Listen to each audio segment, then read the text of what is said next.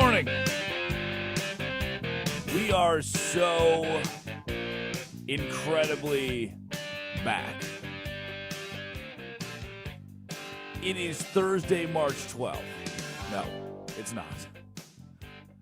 It is Thursday, March 26th. Good morning. Really they fired Hoover Davis in a week from now. Hello from the past. Surely things don't get nearly as crazy in the next 14 days between today, March 12th, and the inevitable date that is coming up, March 26th. The year of our Lord, 2026. What a hot start to the show. We're back. We are in the middle. Man, March 12th was a crazy day, too, middle of NFL free agency. Today, also a crazy day. Major League Baseball opening day. I still don't like what happened last night. I don't like that we went out to San Francisco for the first game of the year, and beautiful ballpark. I don't like that we went to San Francisco for the first game of the year. It was 5 o'clock local time, 5:05 local time. And can I get a break, man? That's been the complaint that's a bit more It's been the complaint that with the entire Major League Baseball, the complaint is we can't see it, we can't watch it. And it's gotten a little old to me. It's like, all right, do we have to keep talking? The more we keep talking about it, the more it's going to be a problem that I don't, is it really a problem? Go find your team and go watch your team. But last night, just Netflix, 8 o'clock Eastern, turn it on. It's bright and sunny on the West Coast, pitch black dark where I am. Just didn't have that MLB opening day feeling. For 11-year-old me watching the Texas Rangers, or, of course, the Yankees were good. Or, man, could the Oakland Athletics compete for the AL West this season? Like that 11-year-old me waking up on opening day was awesome, man. Yeah, they're just, games all over the place. It felt right. It felt like baseball. And, the night prior, they'd go down to Houston. They'd watch the Astros and the Angels kick the season off. And it felt like baseball. I don't know if last night felt like baseball. It was on my Netflix account. They were doing the mic'd ups, and they'd do the split box, and it had like this weird ethereal background and no score bug. And when they did put the score bug on the screen, it sucked. Say ethereal? Ethereal, correct. This is the sound that goes with last night's MLB Netflix split box of Jazz Chisholm on the right and the field on the left, and then the background of just lights from heaven that were flickering.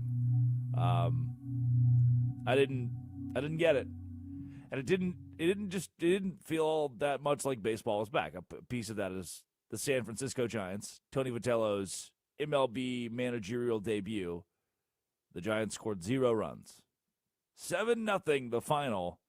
The Yankees over the Giants, and Max Fried does what Max Fried does, except this time just to start the year. It's like, hey, guys, I'm just going to start shoving immediately. You know who didn't shove? My friend Aaron Judge, my close and personal friend Aaron Judge. Golden sombreroed last night. Opening night of the year. Yeah, America's looking at oh, cool, we get to watch Aaron Judge in one of the best lineups that baseball has ever concocted, the 2026 New York Yankees. Here comes Aaron Judge, our hero. We all know him, right, America? We've all watched this guy. He's the only Yankee without a hit last night. And he was 0 for 5, 4 strikeouts. Ooh. And then as for the Giants, what a disaster. 3 hits on the evening to start the year. A couple walks in there. 3 hits. It was the entire point of last night was supposed to be a fun pitcher's duel between Fried and Logan Webb. Logan Webb went 5 innings, 9 hits, 6 earned runs. It's going to take him 3 weeks to salvage his ERA. Ugh! For a guy that good, for a guy that we haven't given the Cy Young, by the way, who's always in that, hey, fourth or fifth in the conversation. You kind of forget him down there. Like, oh, yeah, Logan Webb. There are, from an awards standpoint, it's become this like Luka thing of, we can't give it to him, but he's somewhere around there. Look at his stats. He leads Major League Baseball in this or this for the third year in a row. You're like, but we can't give him a Cy Young. Oof.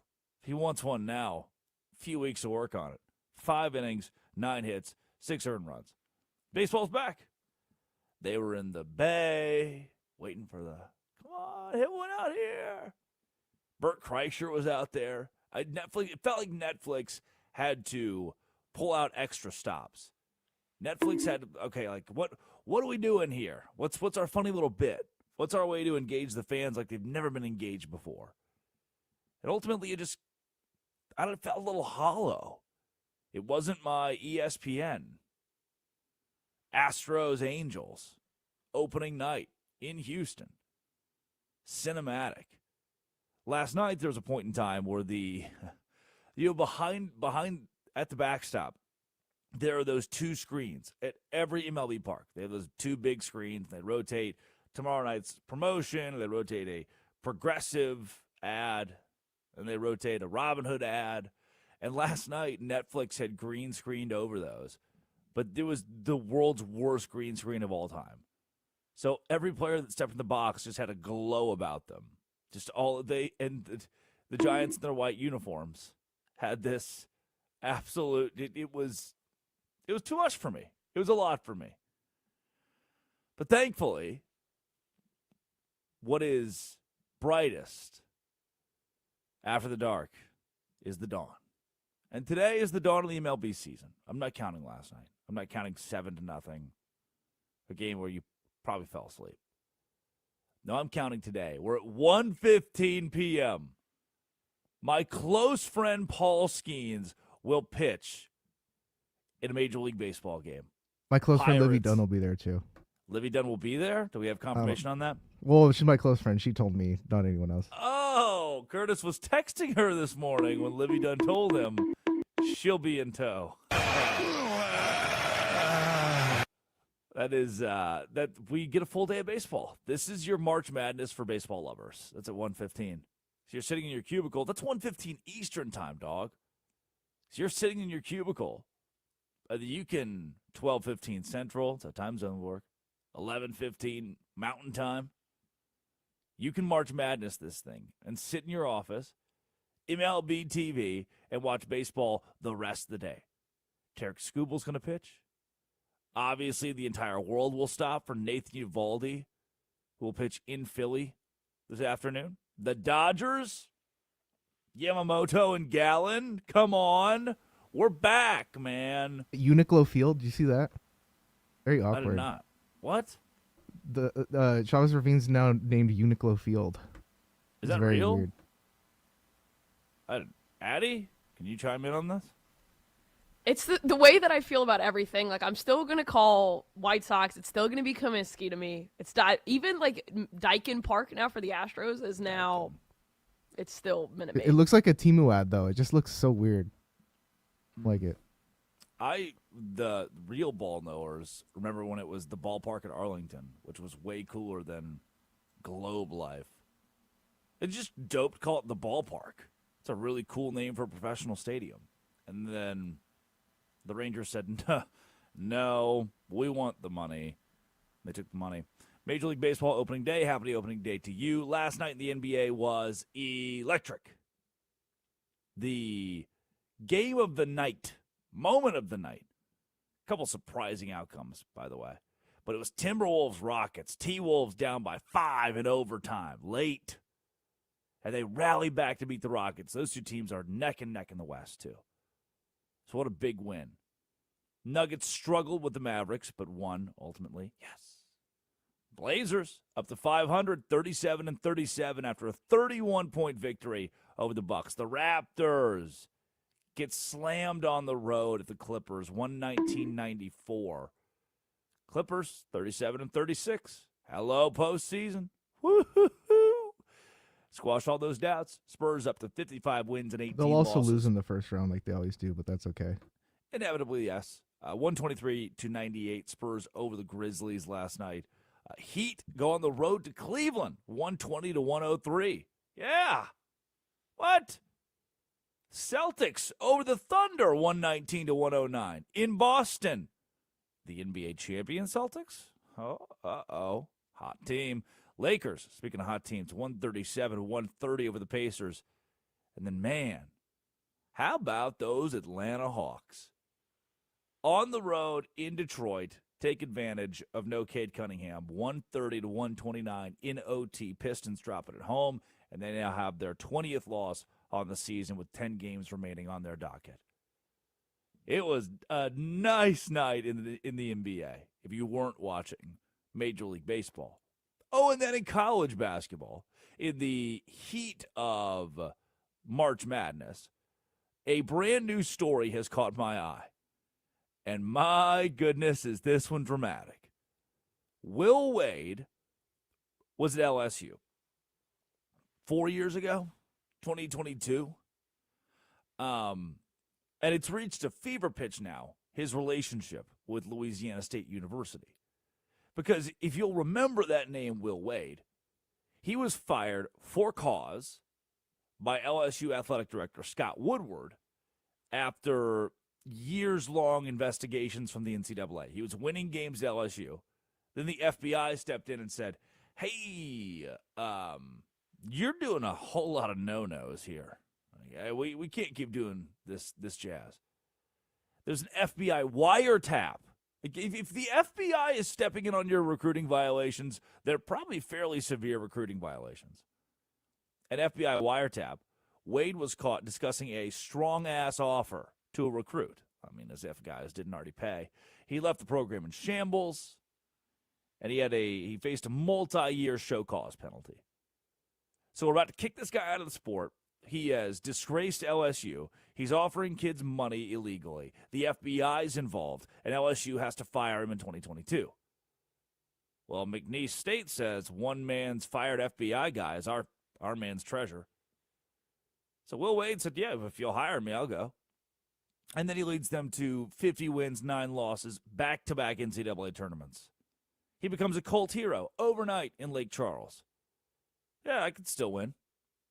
I can still win and serve out my NCAA restrictions. I'm Will Wade.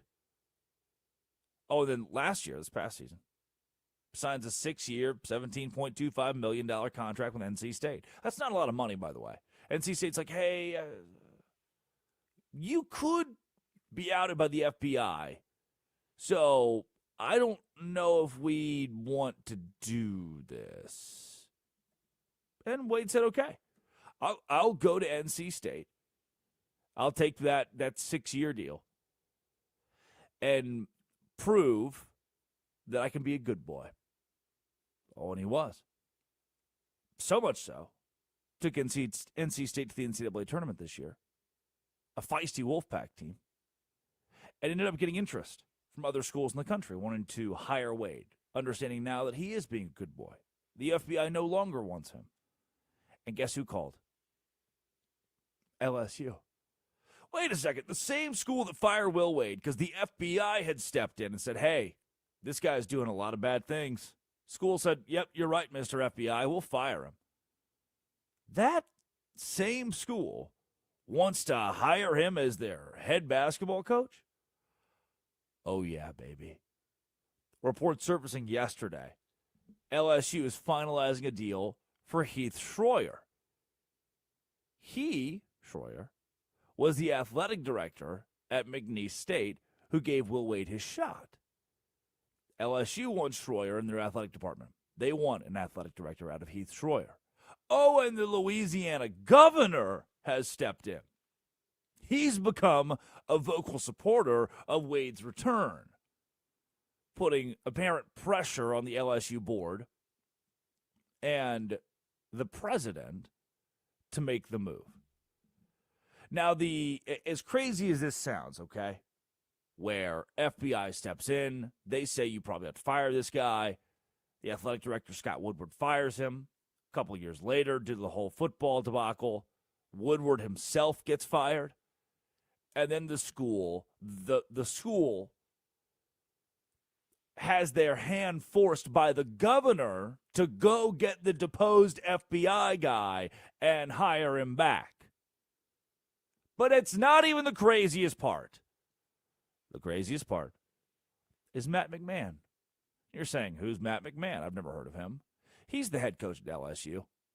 He hasn't been fired. They don't even have an opening for a new head basketball coach. And reports, Matt Moscona reported this yesterday, are clear that if LSU does not hire Will Wade, if this falls through somehow and he stays at NC State, they're just going to keep McMahon. There's not even a coaching search. It's just, well, the governor said that we must hire him. So they're going to go hire this guy because the governor said so. And if they don't hire him, they're just going to keep the head coach they haven't even fired. That is complete and utter anarchy. And it's sports, baby. Coming up, MLB Opening Day. What do you need to watch for today? The pitching matchups, the times, the TV channels. Got it all right here. This is Westwood One Sports and the Westwood One Sports app. And this is the Drake Toll Show. Tournament tension is at a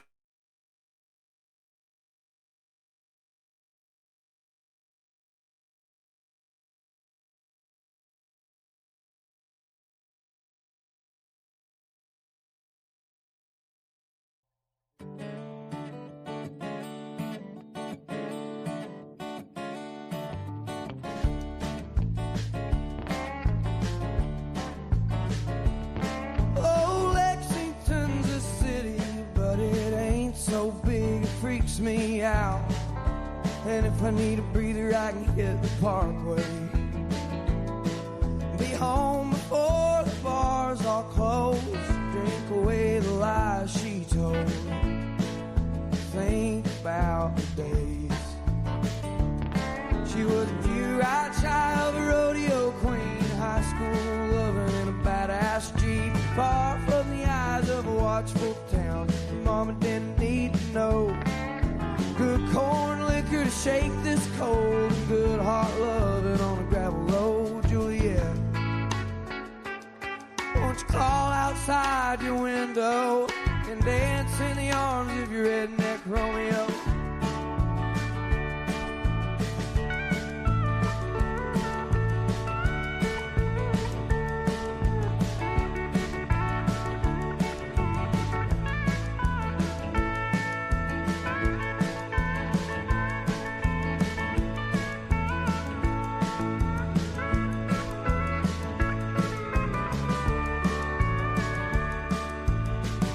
Push came down to shove, I'd be a band for her love. Shoot sharp and walk away. She was good before she changed her name, and I bet that ain't all that's changed. Goddamn, I remember the nights. I was a young punk kid from a dried up town, Cold Car County full of hunting hounds. She was the one who kept those boys at bay. Her high heels and my red wing boots, cutting couches in the living room, Juliet. Won't you crawl outside your window and dance in the arms of your redneck Romeo?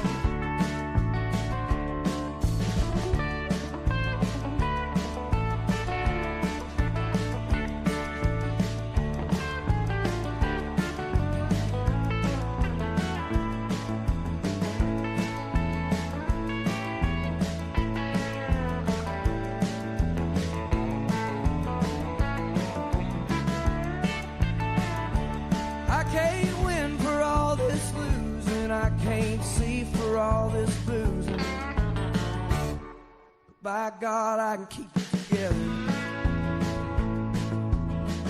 Just to hold my baby close, get her moving down a county road, make up for lost time. She was a pure-eyed child, a rodeo queen. She ran on sex and gasoline, far more money than a boy like me could hold. She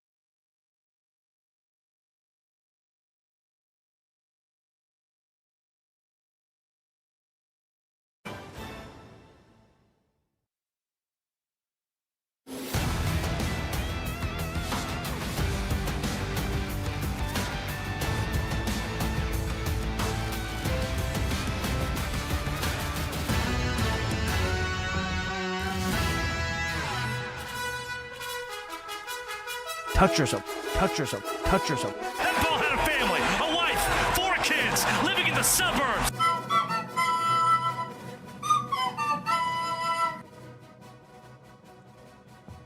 What? What about it, huh? What about it? Murder. Murder.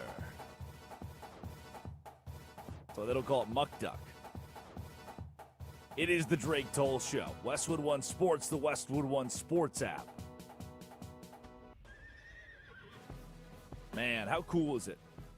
2009, listen to the radio. It's what? You're like, wow. It's the Super Bowl on Westwood One. Surely someday, a sprightly man in his 20s will host the Drake Toll Show in the mornings from 6 a.m. to 9 a.m. Eastern Time. And if you thought that, LeBron actually thought that. LeBron said that originally. LeBron James. He said that's going to happen. He called it. If you said that's what's going to happen, if that was your prediction, you were correct. You were right. And now here we are. In a world where it's 5:23 and 46 seconds where you live, you know, in a world where you're waking up at 3 a.m. to go to the airport because your flight's at noon, and you're on the West Coast, you're in Kirkland, Washington. Like, SeaTac can already be a really crappy airport lines-wise. I gotta get up. Got to get there at 5 o'clock for my noon flight, and I still may not make my flight. That's been a bit of a disaster. For each of you that are gathering, and whatever your situation may be, your radio's on. Your YouTube is on. Your Twitter is on. This show's on Twitter. The app, the SiriusXM, the something is on for you. And you and I get to share for 3 hours today the Drake Toll Show. Addie Bates producing. Curtis Poindexter runs the board. Addie, what happened to Curtis? Curtis. Did he green out? Curtis. What did you do, Curtis? I didn't touch anything. I love how I heard the little break. I knew what you were going to say, so I'm glad you didn't. Curtis, you're green. You're just a green screen. It seems as though on our live YouTube feed, which every good radio show has in 2026 on the Drake Toll Show,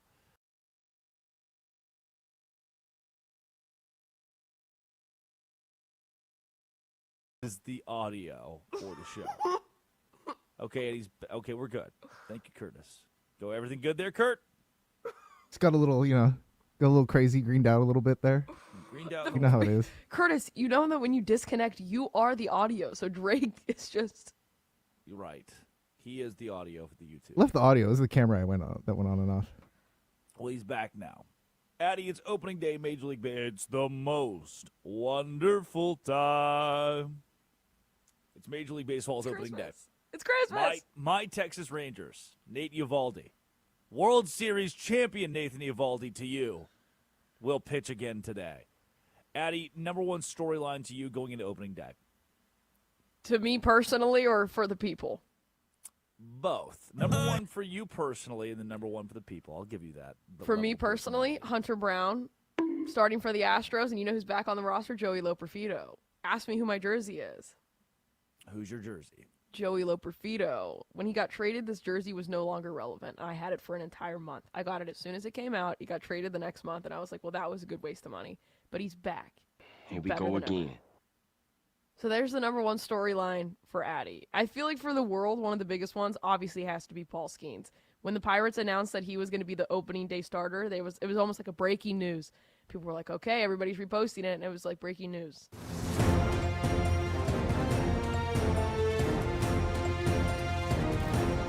Yeah, breaking news.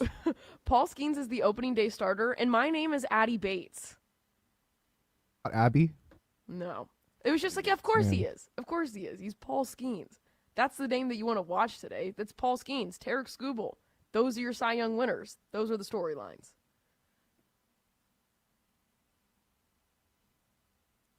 Your personal one was the Astros? Yeah, Hunter Brown, Diesel, starting for the Astros versus the Angels, Sirianno. I think my personal one is Nathan Eovaldi, Jacob deGrom, Jordan Montgomery when he's healthy, a Texas Ranger, Jordan Montgomery. It's pretty fun. That's World Series champion Jordan Montgomery. Mackenzie Gore to Jack Leiter, Kumar Rocker. Oh, Jalen Beeks. I even like Jalen Beeks. I mean, people are saying the Rangers have the best pitching staff in Major League Baseball. Some people are saying that. Is it just the Drake Toll household? Some very smart people are saying the Texas Rangers may have the best. I mean, when Cody Bradford comes back, man, the Baylor Bear, watch out. He can give Why you are a we talking about Tuesday. Baylor? There was Yes. there was a voice on this channel who did say that the Rangers are probably going to be like the comeback team this year, which is a little like are going to bounce back the most, which is a little crazy considering the Orioles can't get worse than they were last year, and then they didn't. They got significantly better. So I'm not understanding this Rangers love on this team. I don't have to understand it. It's called delusion, and I subscribe to it wholly on the Drake Toll show as it pertains to the Texas Rangers, who can and will win the World Series. I've picked them to win the World Series every preseason, except for the year they actually won the World Series. Which Are you kidding me? No, I am. So yes, I don't pick a bracket preseason like that. Oh, you know what? I did. This year I did pick the World Series champion. I'm sorry. The Dodgers? Like, okay. You think Shohei's going 0 for 5 with 4 ponches tonight? No, he's not.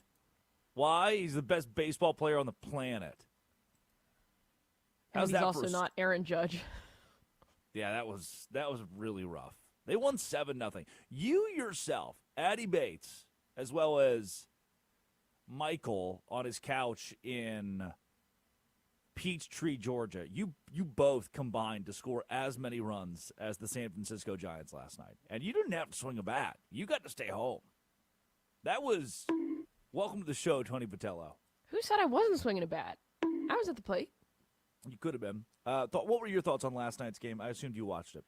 Yeah, so from a game standpoint, Logan Webb, he collapsed early Didn't on. have it. Didn't And have it was just, you know, the Yankees, they found him really early. They were attacking first pitches. Even Jazz said that in the interview, which, by the way, Yeah, did you like that?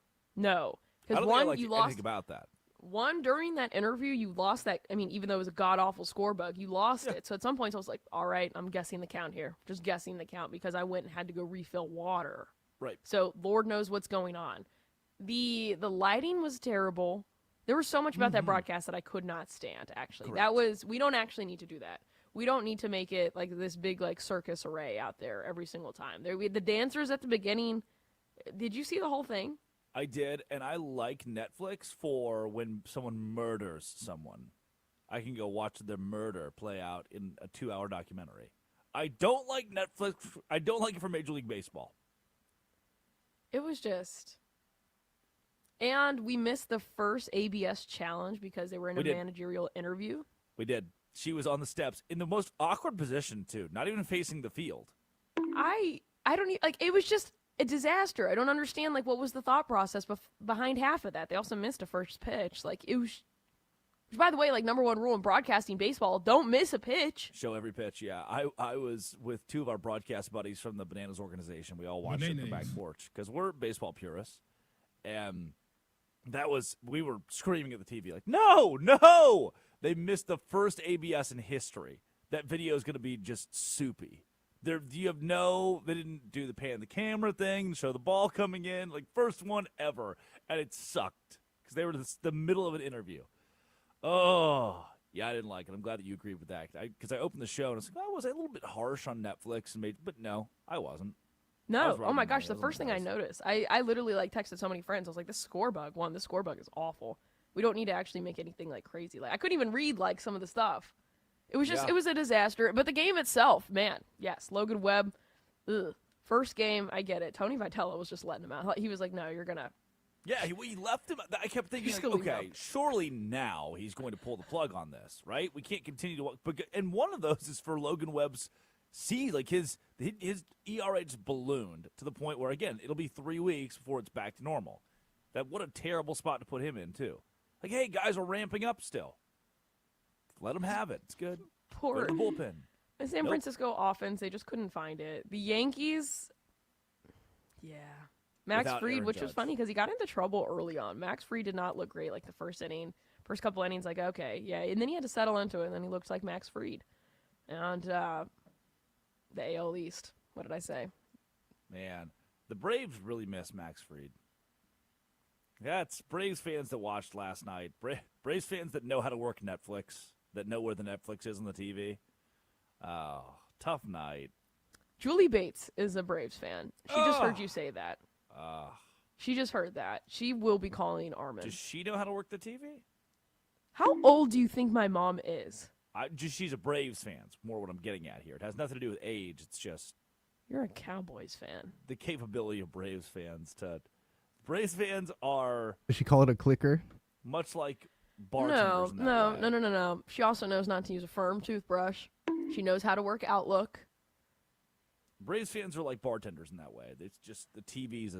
Oh it's my something to God, struggle she's with. also a bartender. You're Oh, an ass. what? See, there we go. Two You're birds. an ass. She's also a huge sports fan, like Two huge. birds, one shot of tequila. Her favorite player of all time, Dale Murphy. Wow, Which you ball should love him knower. because he's a Mormon. Ball knower. I did not know Dale Murphy was a member of the Church of Jesus Christ of Latter-day Saints. Thank you for enlightening me on that. Oh my, what? That was like a known thing. That's a big thing. Donnie Osmond. Taylor Frankie Paul. Little Donnie Osmond. Cheers. Dodgers, it's banner night. Banner night. Three-peat begins today. Well, I just don't understand how you'd pick anybody but the Dodgers. This has happened, though. It happens. The Yankees do it all the time. Three-peat hasn't happened in 25 years, but it happens. Diamondbacks at the Dodgers. And Kyle Tucker, Edwin Diaz make their debut with the team. Remember Kyle Tucker? 4-year, $240 million deal. I read it out yesterday. If you compare the 2026 Dodgers to the 2007 NL wildcard team and old man Barry Bonds, I'm taking the Dodgers in a 7-game series. There are all-star teams. In the 2007 is not even the worst year. It's just a random year I looked up and thought, wow, yeah, no, this is one of those rosters the Dodgers could beat. And for as good as their bats are, their arms are too. Oh, and the new-look Mets debut. The aforementioned Paul Skeens and the new-look New York Mets. Bo Bichette? Marcus Semien, anybody? Skeens, 100-mile-an-hour splinker. But no Pete Alonso, no Brandon Nimmo. Hello, Texas Rangers. The new-look Mets, 1:10 Eastern Time against the Pirates. And Pete Alonso. Man, Addy Pete Alonso. Is he on your radar today? Oh, absolutely. How can he not be? He's on a new team for the first time. This is exciting. And he even said during the offseason what he was so excited to join the O's because he was like, it felt good having a team that really wanted you. He said that. It's good that we'll have a team. We know this Mets team that he was on, they had a lot of locker room drama. And I'm going to say it's because of a Juan Soto. That is why. But yeah, come on now. Pete Alonso, the Oriole with this new Orioles team, I'm really high on the Orioles this year. New Orioles team. Yeah, they Oh, kind of had yeah. to reset unexpectedly there in the middle of what seemed like contention and then wasn't. I stand by the year they lost the Rangers in the divisional. Around that, they should have won. Given that the Diamondbacks came out of the NL, that was a World Series year for the Orioles, and they boofed it against the Rangers, who no one had any expectations for. The wild card Rangers, who were a game away from missing the postseason altogether. It was certainly a World Series of all time. It was one of the World Series of all time. I think it was one of the lowest watched World Series. Yep, it was one of those people like, is baseball dead? 8 million people tuned in. Touch yourself. 8 million people watch anything. Like, oh, no. Tarek Skubal. 3 straight Cy Youngs. The chase starts tonight. He would join the likes of Randy Johnson and Greg Maddux as the only to win 3 in a row. And, oh, by the way, a new era of baseball is here. The ABS system. I called it the biggest change since the DH swap, since we stopped having Tim Lincecum come to the plate and bat. It's the biggest rule change in baseball since that. And it is going to the post. I think that was the same year that they changed the postseason, I believe. The playoff. That entire thing changed. Both those rule changes massive, but the ABS is going to revolutionize the game. The robots are here, but also the human element of you have to challenge it. So keep an eye on that. MLB Opening Day. It's a holiday. And hopefully you indulge wherever you can possibly find your team on television. And if you're local, best of luck. Coming up, biggest losers of the day. You and I for having to Google incessantly how to watch our favorite baseball team. This is the Drake Toll Show. The landscape.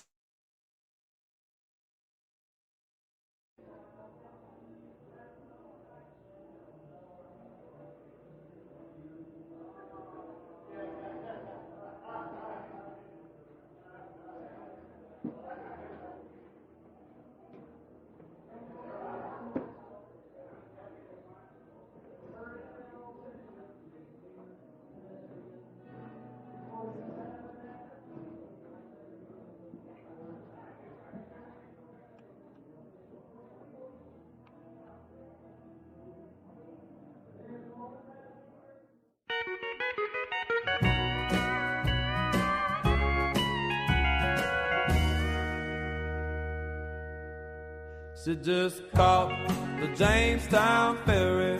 It's not a hot day, January, like she said it'd be if she ever left me. A case of gone was all she carried as she got on the Jamestown ferry. And she said that gone was all she'd ever be. I didn't think that she'd leave me after saying how much she'd need me.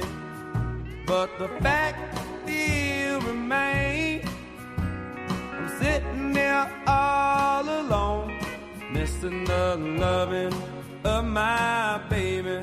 Lord, it's about to drive me crazy. She was the sweetest piece of ever I've ever known. She just caught the Jamestown ferry. It's not a hot day, January, like she said it'd be if she ever left me. A case of gone was all she carried as she got on the Jamestown ferry. And she said that gone was all she'd ever be.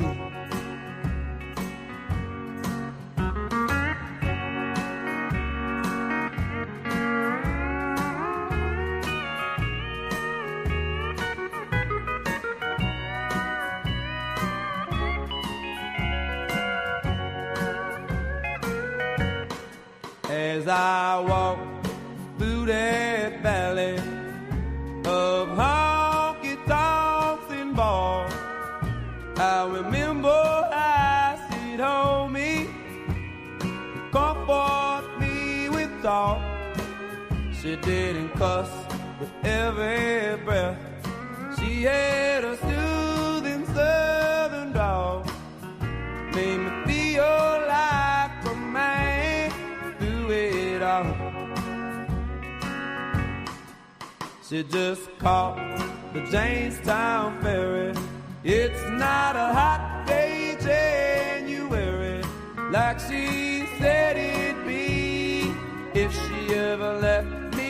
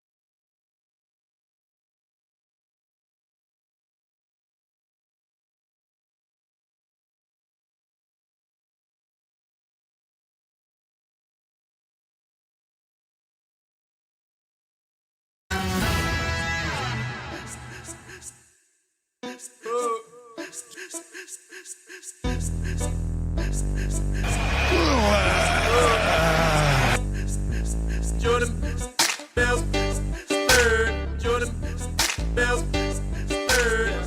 Yo, yo, yo, yo, yo, yo. I've been getting dirty money. Touch Jordan yourself. Bell, third. It is the Drake Toll Show. While I'm flipping these birds.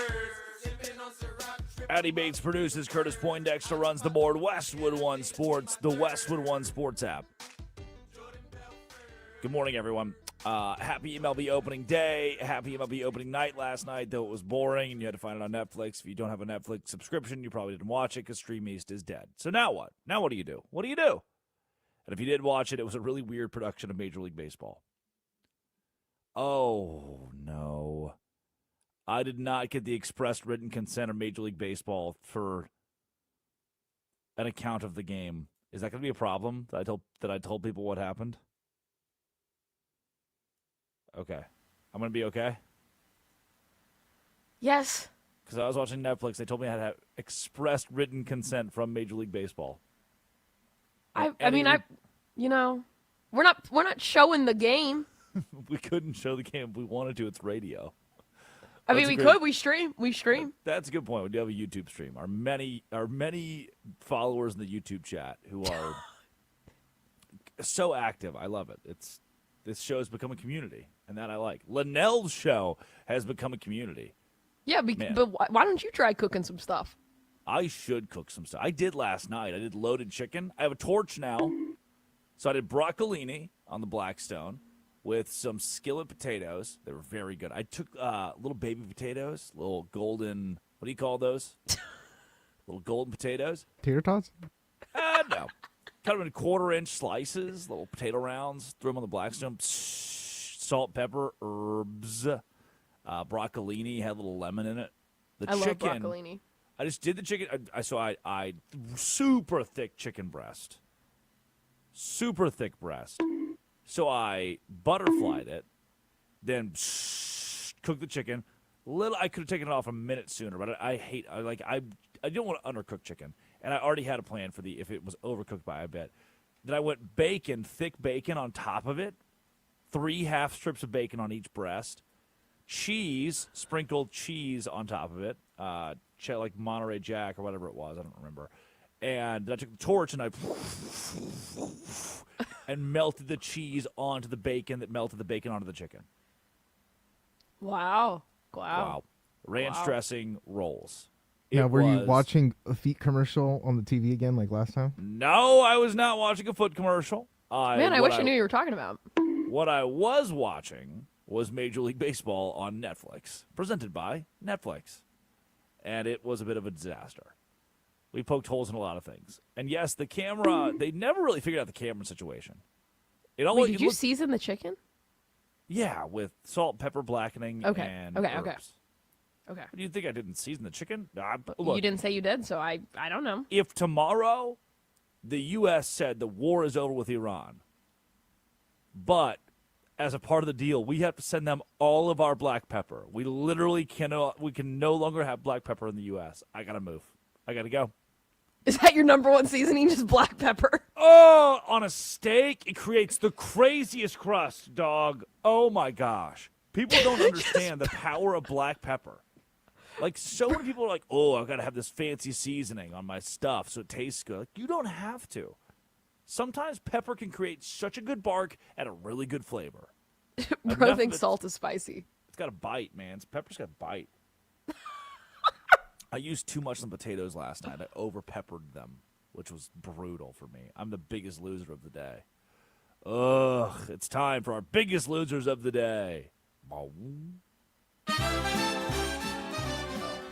So you sang the wrong song. That's a different bit. First biggest loser of the day, Netflix. Score bug, bad. Split screen with the mic'd up guys, bad. They took the score off the screen. It took about 45 seconds into the interview with Jazz Chisholm where I was like, wait a second.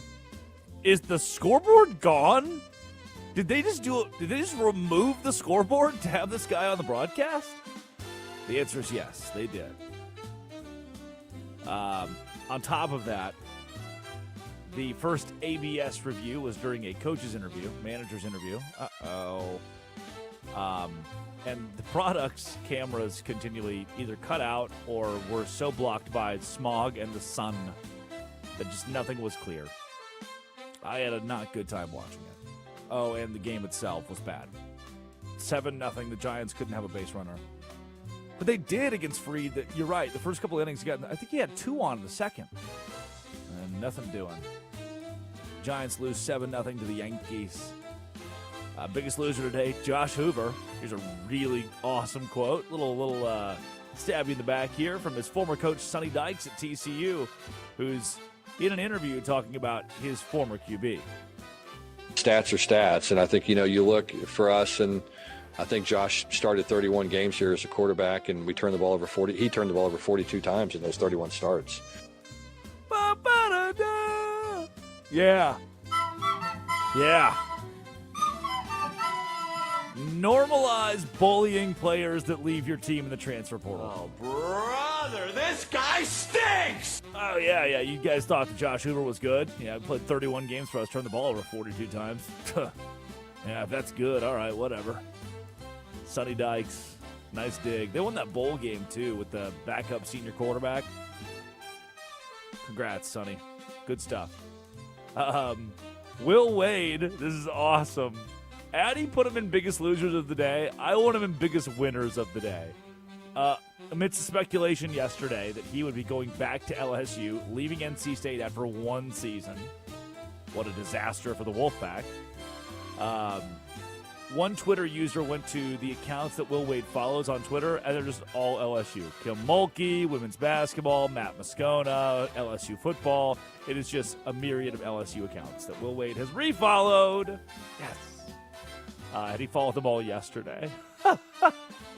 What's also crazy about this is Will Wade's buyout goes down by $2 million after April 1st.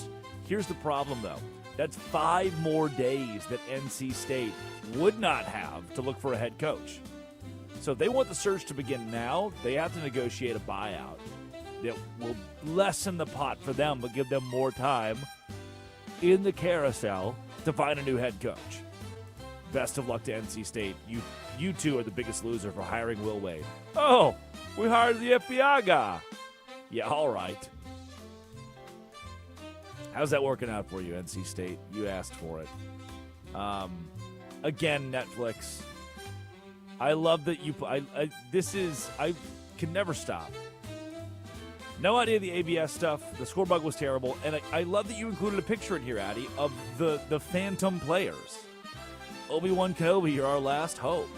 The green screen behind the batter was so aggressively bad, the batter looks like he's being sucked into heaven. Which, being sucked into heaven is not a bad thing. That is the home on high that we are all promised. And that's what each batter looked like in front of the green screen. Biggest winners today. Jameis Winston. Here is Jameis. This is what I'm talking about. This Jameis Winston clip is on the ethereal backdrop. Jameis Winston last night on Netflix. They placed him for an interview next to Crazy Crabs at Oracle Park. Here you go. Heisman Trophy winner Jameis Winston, who's hanging out at the Crazy Crab here at Oracle Park. I'm going to address the elephant in the room. Jameis, did you pay for the crab legs, or? Well, Elle, I may or may not be plotting to find ways to get some fresh crab legs, but a trusted source told me that ever since Barry Bonds retired from the San Francisco Giants, that sales have skyrocketed due to the decrease of baseball-related crab deaths. but that's not all, folks. My history with crab legs, y'all may know. Yep. Good, Jameis Winston. We've got more from him later in the show during our obituaries. He was a star last night for Netflix, right next to the crab. Biggest Eating winner a for the W day. as you speak. Addie's boy Samba is a big winner. Listen to this. A giant rodent is on the loose in southern England after escaping from a zoo one day after arriving. The 9-month-old capybara named Simba was spotted near a river before you see they're diving into the water as the dog got close for a look. Search crews in the village of Hampshire are using nets and drones, but they say capturing her will not be easy. Samba's slip away has sparked online images imagining what the runaway rodent might do. Runaway rodent. Wow, say that 5 times fast. Maybe having a pint at a pub. Maybe touring Stonehenge. I hope that she's having a great time regardless. I like the pub. That's very cute. It was really cute. I wouldn't be mad about that if they're sitting at the table next to me. I don't know. We all need a drink sometimes, right? Right. Even a capybara. Yeah, that's right. Eddie, big Samba fan? Oh my, it's amazing. It's amazing. Imagine getting thrown into a zoo and then you're like, nah, I ain't doing that. And then you're gone. And now they have drones coming after you like you're Iran. Like you're Iran? Dear God. Presented by... Wow, it is the Drake Toll Show, Westwood One Sports. Presented by Robinhood. You expect more from yourself, expect more from your money. Learn more and get started today with Robinhood at Robinhood.com/yourmoney. Robinhood.com/yourmoney. Addie Bates produces. Curtis Poindexter runs the board. When we come back, it's our Obituaries and the Quickie. This, 6 a.m. to 9 a.m., is the Drake Toll Show. This is Westwood.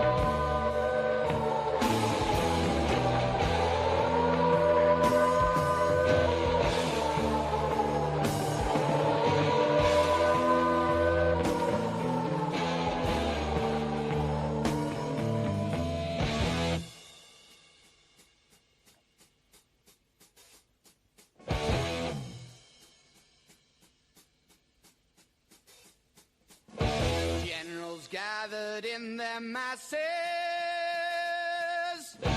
just like witches at black masses. Evil minds that plot destruction, sorcerer of death's construction. In the fields of bodies burning, as the war machine keeps turning, death and hatred to mankind, poisoning their brainwashed minds. Oh Lord, yeah.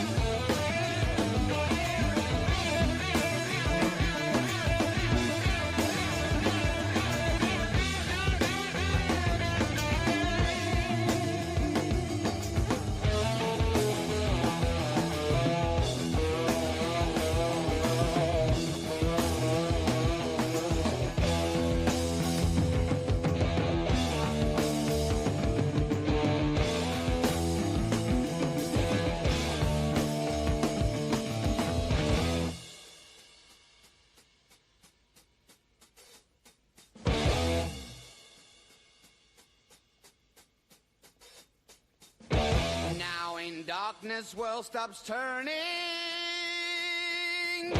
Ashes where the body's burning. No more war pigs have the power. And as God has struck the hour, day of judgment, God is calling. On the knees, the war pigs crawling, begging mercies for the sins. Satan laughing spreads his wings. Ghost in my head. Touch yourself. Makes me forget that I still need your support. Red, red wine. It's up to you. All I can do, I felt. Memories won't go. It is the Drake Toll Show. Good morning, world. Drake Toll with you from the Savannah Bananas organization. Locked on Big 12. Red, red wine. You don't like that song? What's going on here? I do not like UB40. Do you know who originally wrote that, though? I don't think anyone. I'd be hard. Has anyone on Earth ever had a strong opinion for or against UB40? Me? It's so funny. Me. Abby Bates. You might be the only Abby Bates or Addie, spelled two different ways. Maybe the only person who's been like, you know who I really hate? UB40. What makes you hate them? Their sound. I listened, so I would watch like MTV, like they would do like their 80s and stuff like that, and they Right, would play. because you were cool, obviously. I am cool. Duh. Red, red wine. And sometimes it'll play on like First Wave and stuff like that, which is my favorite channel on Sirius XM. And Right. it's just, But do you know who wrote it? I do not know who wrote Red, red Neil wine. Diamond. Really? Mm-hmm. Neil Diamond was the one who wrote that really oddly sexual song about JFK's 9-year-old daughter, right? You'll be a woman soon. Touch yourself. Yeah. Neil Diamond had some. Back then, though, it was just guys being dudes. Just like one of those dudes rock situation. Guy would write a song about a 9-year-old girl who was the president's daughter. There's also like this How's isn't it know by for me, Neil dog? Diamond, but there is the song that's like, you're 16, you're beautiful, and you're mine. Well, was it in the state of Texas? I think Arkansas? Because at that point, I'm like, it's just a song. Princess. Princess. Princess 16. I really can't stay. There are a lot of examples in there. Being like, oh, well, that one didn't age very well. Probably can't do that. Or the one about my whole lover at the grocery store. Oh, I'm gonna cry. Steve Fogel or whatever that Dan guy's name. Fogelberg. Dan Fogelberg. One of the worst names you could draw up. Fogelberg. God, that song's so beautiful. It's terrible. She cheats on her husband in a parking lot with her ex-boyfriend.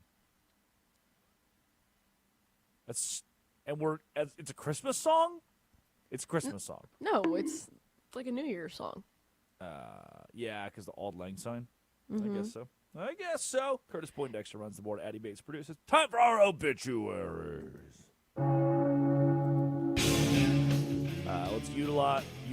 Let's utilize Hubert. who is dead today. Hubert Davis, fired. Hoopy doo! Fired guy.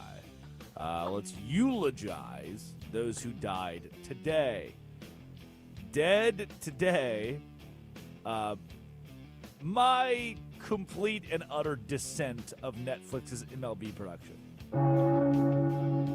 There were good pieces. We need more Jameis Winston in baseball. Here's Jameis Winston dapping up Aaron Judge on Netflix last night. Man, thank you so much. You saw he said, much respect. He wasn't talking about football. He's talking about baseball because he know how I was on that bump. played against you at FSU. You pitched against him. Well, he got a piece. He got a 3-piece, and he got a backwards K, if I remember.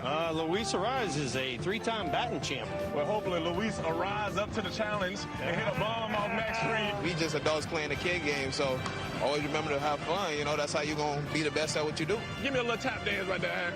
Oh, yeah. And we might not be from the same hood, but Coach Washington here, he paved the way for young athletes like myself. So thank you for all that you do, Coach. That's awesome. Ron Washington. Will Clark is in there. Will Clark is one of my favorite people on this planet. One of the first guys I met when I got hired by the Bananas in 2024 on the road. He was at LSU. And I'll never forget. Will Clark, he brought his son Trey out. And Trey came and took BP with the team. It was awesome. Really cool moment. And I got to spend quite a bit of time with Will. And they asked him, we were in Baton Rouge, said, hey, Will, would you come hit? Like, you're an MLB legend. Would you come hit in the game? And he's 60. He's like, man, if I'm going to hit, if I'm going to play in a Bananas game, I'm going to need a bottle of ibuprofen and a 6-pack of Coors. Sure enough, next day, show up at the locker room. In Will Clark's locker is a bottle of ibuprofen and a 6-pack of Coors. Tall boys. They're like, come on. Light or banquet? That's our end. Coors Light. Coors Light. Oh, okay. Yeah, if you do banquet, tall boy in a can and a pack of 6, something's wrong with you. Banquets belong in the mountains. Banquets belong in the cold mountains or on a nice chilly river. Whoa, and I'm a big fan of a Yellow Belly. Banquets only belong in that bottle, in the glass bottle. Yeah. In that little barrel thing. So we gave Will Clark 6 Coors Lights and a bottle of ibuprofen. Like, come on, that's our end of the bargain. Where's yours? He's like, I really, guys, I can't. I'm sorry. My body is falling apart entirely. Did he take the beer? He did take the beer that I remember, and I asked him about the Jose Oquendo situation because he's the guy that got in the fist fight with Jose Oquendo. I was like, hey man, you spent a couple days together. If I could ask you something personal, the Jose Oquendo fight, do you regret it? Like, is that a moment in your career you try not to talk about? Do you avoid that in interviews? I mean, how do you feel about it? Because I'm just wondering, guy who's been in a legendary fight, how they feel about it in post. He's like, you want to know how I feel about the Jose Oquendo fight? I said, yeah. He does the old guy thing, pulls his phone out, starts scrolling through his photos, and it takes him an awkward 2.5 minutes, really awkward. Gets to a picture, says, here's what I think about it. It's a framed photo of him punching Jose Oquendo that's in Will Clark's home bathroom. That's incredible. That dude's rock. That's why I keep saying dude's rock. Will Clark, American treasure, at least really nice to me, and Jameis Winston. Dead today. The majority of coaches in this graphic, and still this graphic, that I felt like this was, I remember this happening in 2020, which would make sense. But dead today, the ACC network.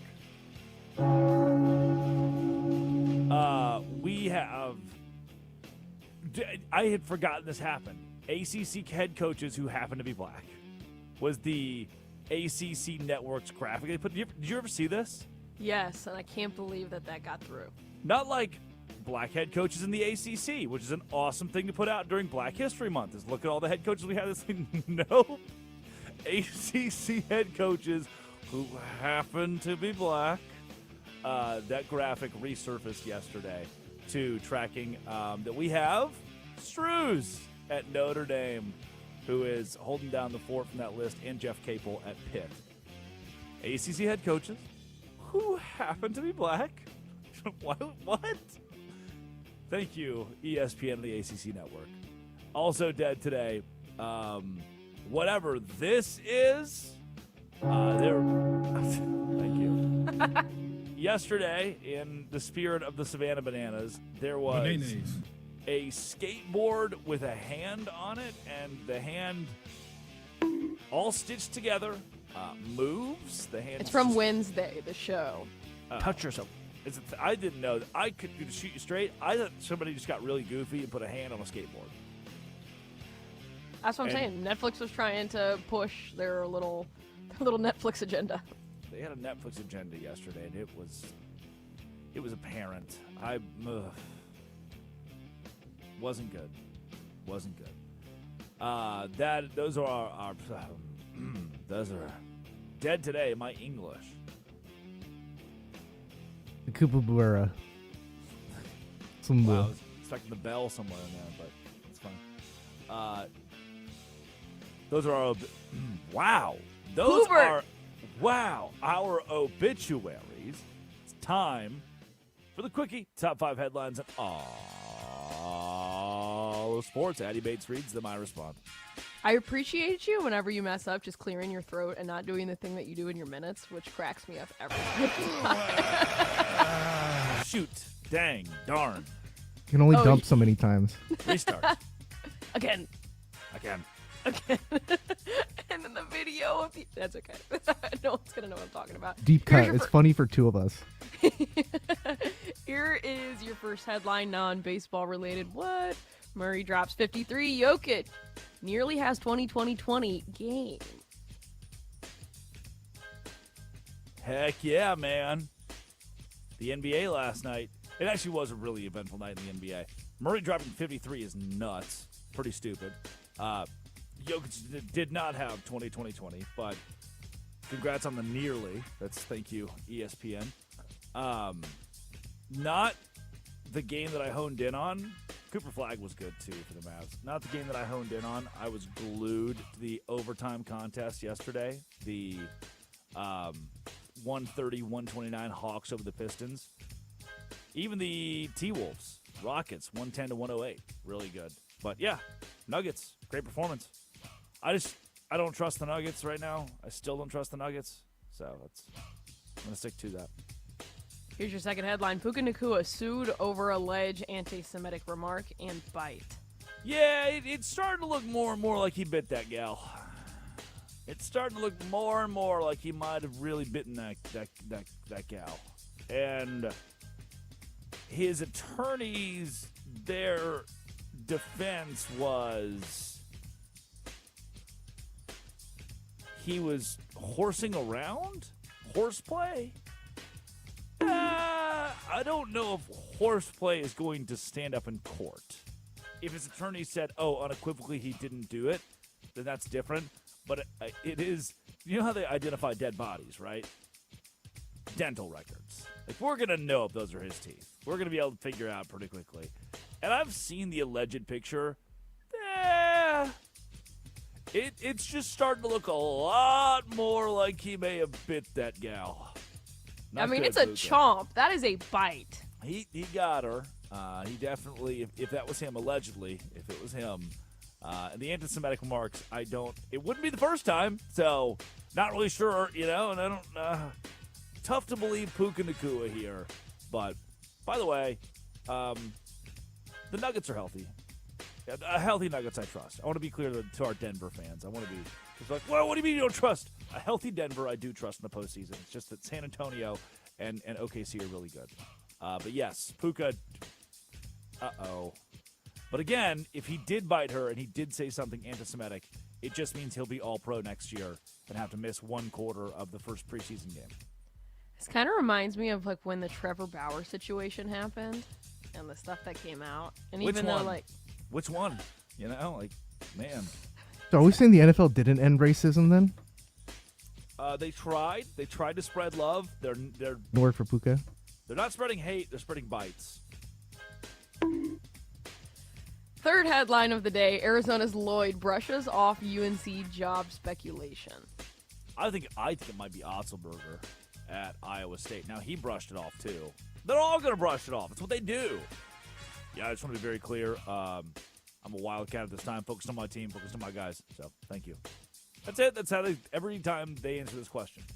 Now, I mean, I'm here. I'm where my feet are. Boots on the ground. My family loves it here. My wife loves it here. We love it here. So, thanks for the question. And so, I see these as like a non-factor until the hire's actually made. When a guy says, when a guy says, I'm not going to leave, my feet are where they are, I love my team, it means nothing to me. Tommy Lloyd could still be the North Carolina coach, and I would not be surprised. Fourth headline of the day, Bengals Joe Flacco says teams are dumb for not signing him to start. And it's my favorite headline I saw all of yesterday. You are all dumb for not signing me to be your starting quarterback. 41-year-old Joe Flacco. Look, if I was the Jets, oh yeah, why not?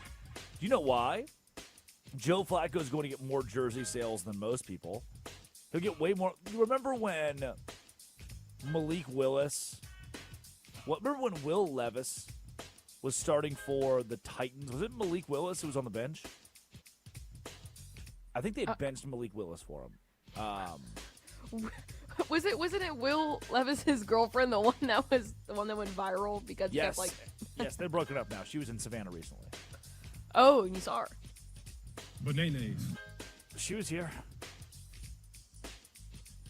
So that situation with Malik Willis, if he's your quarterback, no one's buying that jersey at the time, right?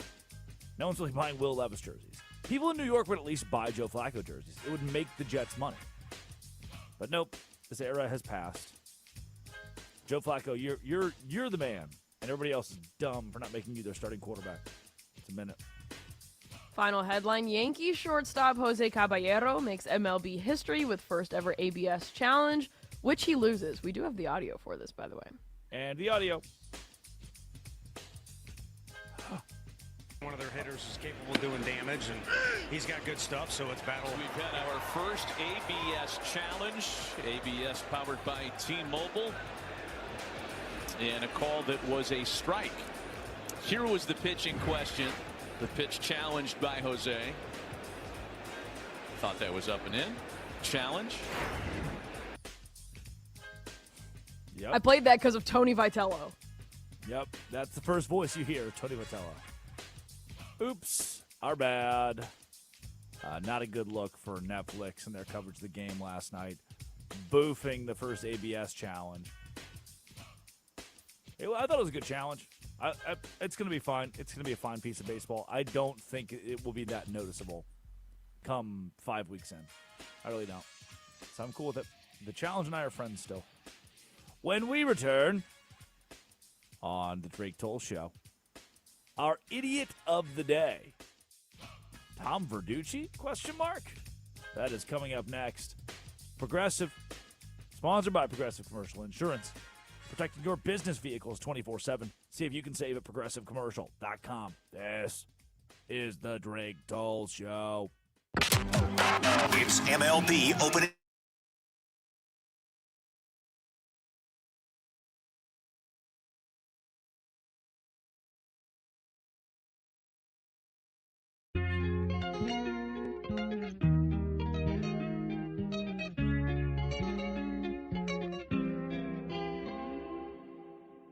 Ey, Titi me preguntó si tengo muchas novias.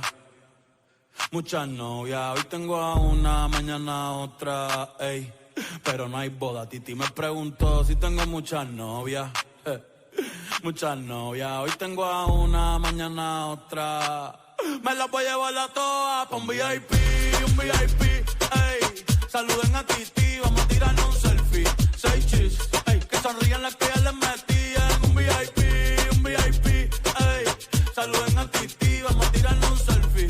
6 chis, que sonrían las que ya se olvidaron de mí. Me gustan mucho las Gabriela, las Patricia, las Nicole, la Sofía. Mi primera novia en Kinder María y mi primer amor se llamaba Talía. Tengo una colombiana que me escribe todos los días y una mexicana que ni yo sabía. Otra en San Antonio que me quiere todavía y las de PR que toditas son mías. Una dominicana que juega bombón, uva bombón. La de Barcelona que vino en avión y dice que mi bicho está cabrón. Yo dejo que jueguen con mi corazón. Quisiera mudarme con todas por una mansión. El día que me case te envío la invitación, muchacho, deja eso. Ey, Titi me preguntó si tengo muchas novias.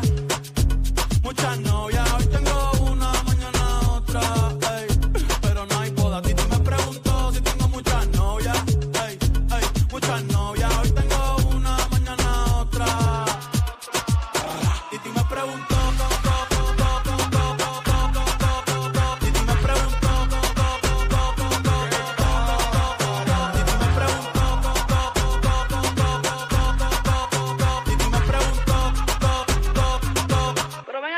muchacho. ¿Y para qué tú quieres tanta novia? Me la voy a llevar a todas pa' un VIP, ey.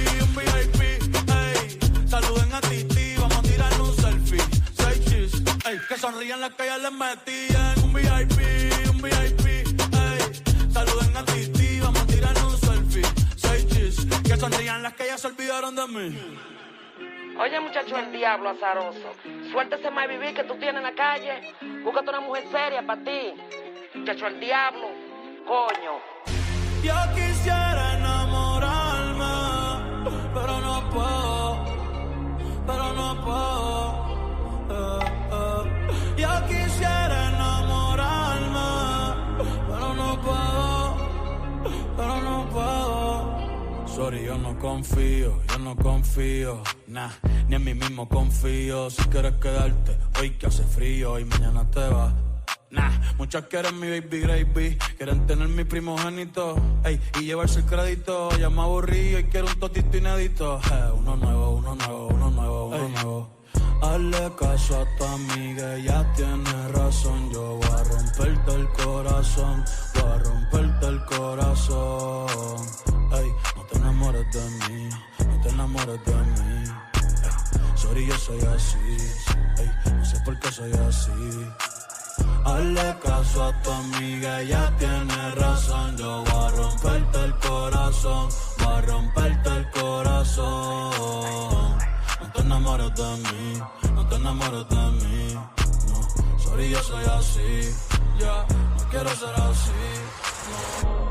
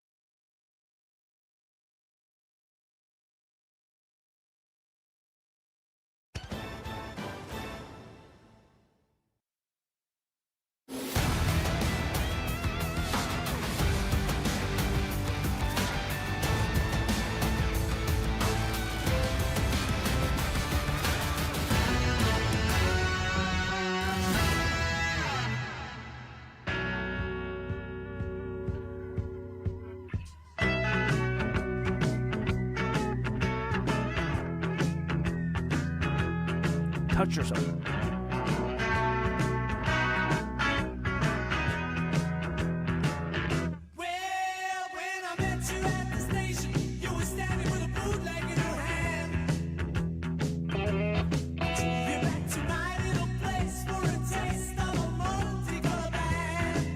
It is the Drake Toll Show.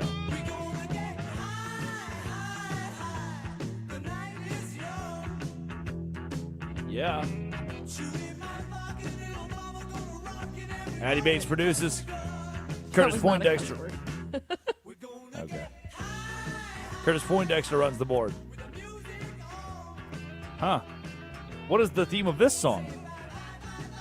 Having a good time. It's H-I. H-I. Oh, okay. Yeah. It's not H-I-G-H. It was just 420 here in LA, but okay. It is now 4:23 in the AM in Los Angeles, Santa Monica, California, Culver City, California, the home of Curtis Poindexter currently. I just saw, which before we get into Idiot of the Day, fanatics, whatever it's called, could be just in there every day. But last night, apparently they did a sale on jerseys just to clear out. And middle of the night, you would never know it unless you really knew what you were, unless you're super chronically online. And Julio, Raiders fan 41, posts the jerseys that are available, and the likes of these are Russell Wilson, Denver Broncos, Nike alternate game jersey, orange. Mr. Unlimited. Darren Waller, Las Vegas Raiders, Nike game player jersey, black. Jeremy Chin, Carolina Panthers, Nike alternate game jersey, blue. Matt Ryan, Indianapolis Colts, Nike Vapor Fused limited jersey, royal. So, Forgot he was on the Colts. If you want to own the most obscure jerseys of all time, last night was your night at Fanatics to jump on that, to get in there. Yeah. Get in there. Yeah. Girl, wobble it, and I'ma gobble it. It is interesting. Okay, so what about this? Right? What about the interesting ABS situation here, Addy? All right, let's practice for today. 3-2. Runner goes. Ball 4 is called as the guy rolls up into second base. So we got a guy at first and second now. Ball 4 is the call. They're at first and second. We threw down. We tagged him out. But it was a walk. Ball 4, right? So we take second base. Now we have runners at first and second. Uh-oh. ABS challenge from the catcher. Turns out it was a strike. So the dude at the plate struck out. It was a strike him out, throw him out. We threw the guy out at second. But he could argue, I only went to second because I thought it was ball 4. ABS loophole here. Issue with ABS. What do you do? Oh. Is it a double play, or do we send the runner back? I think you send the runner back. Ooh. I also think you do, but we're now taking a strike him out, throw him out situation away from the catcher. The same catcher who just ABS challenged. And he took off before? That's the thing, is like, how do we, I got a good jump. You say, I a hard 20 feet, and then I came right back to the bag. God damn it, Curtis. Did we ruin ABS? Did we ruin ABS in day one? I ruined morning radio, apparently. Gosh, Curtis. Curtis is Curtis, man. He's just got a way about him. Whenever I see your smiling face. It's me and Curtis. I'm sorry.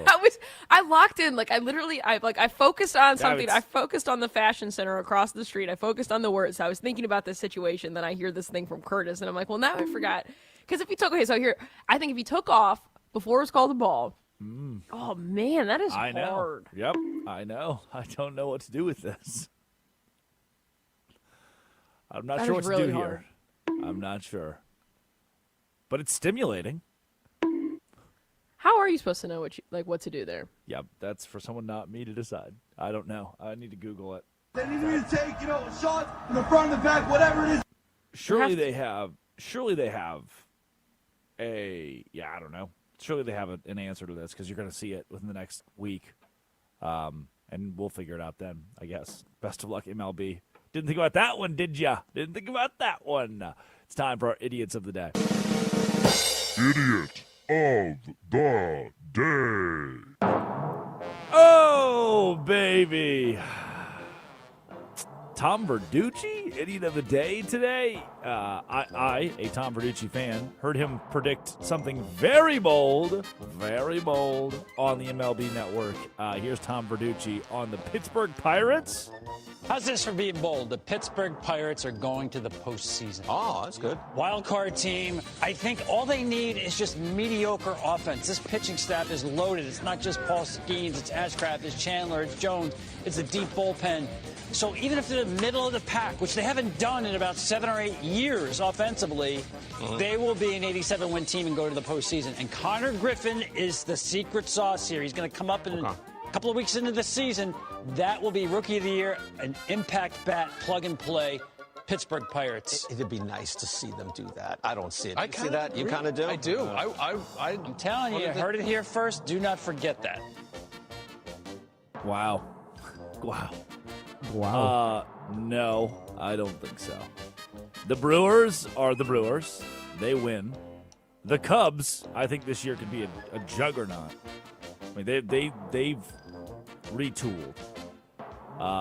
The Pirates, Braxton Ashcraft and Bubba Chandler. I mean, are we healthy? The fragility of the Pirates rotation? Which, yeah, sure. Your all-righty rotation. No veteran lefty in there. Your all-righty rotation.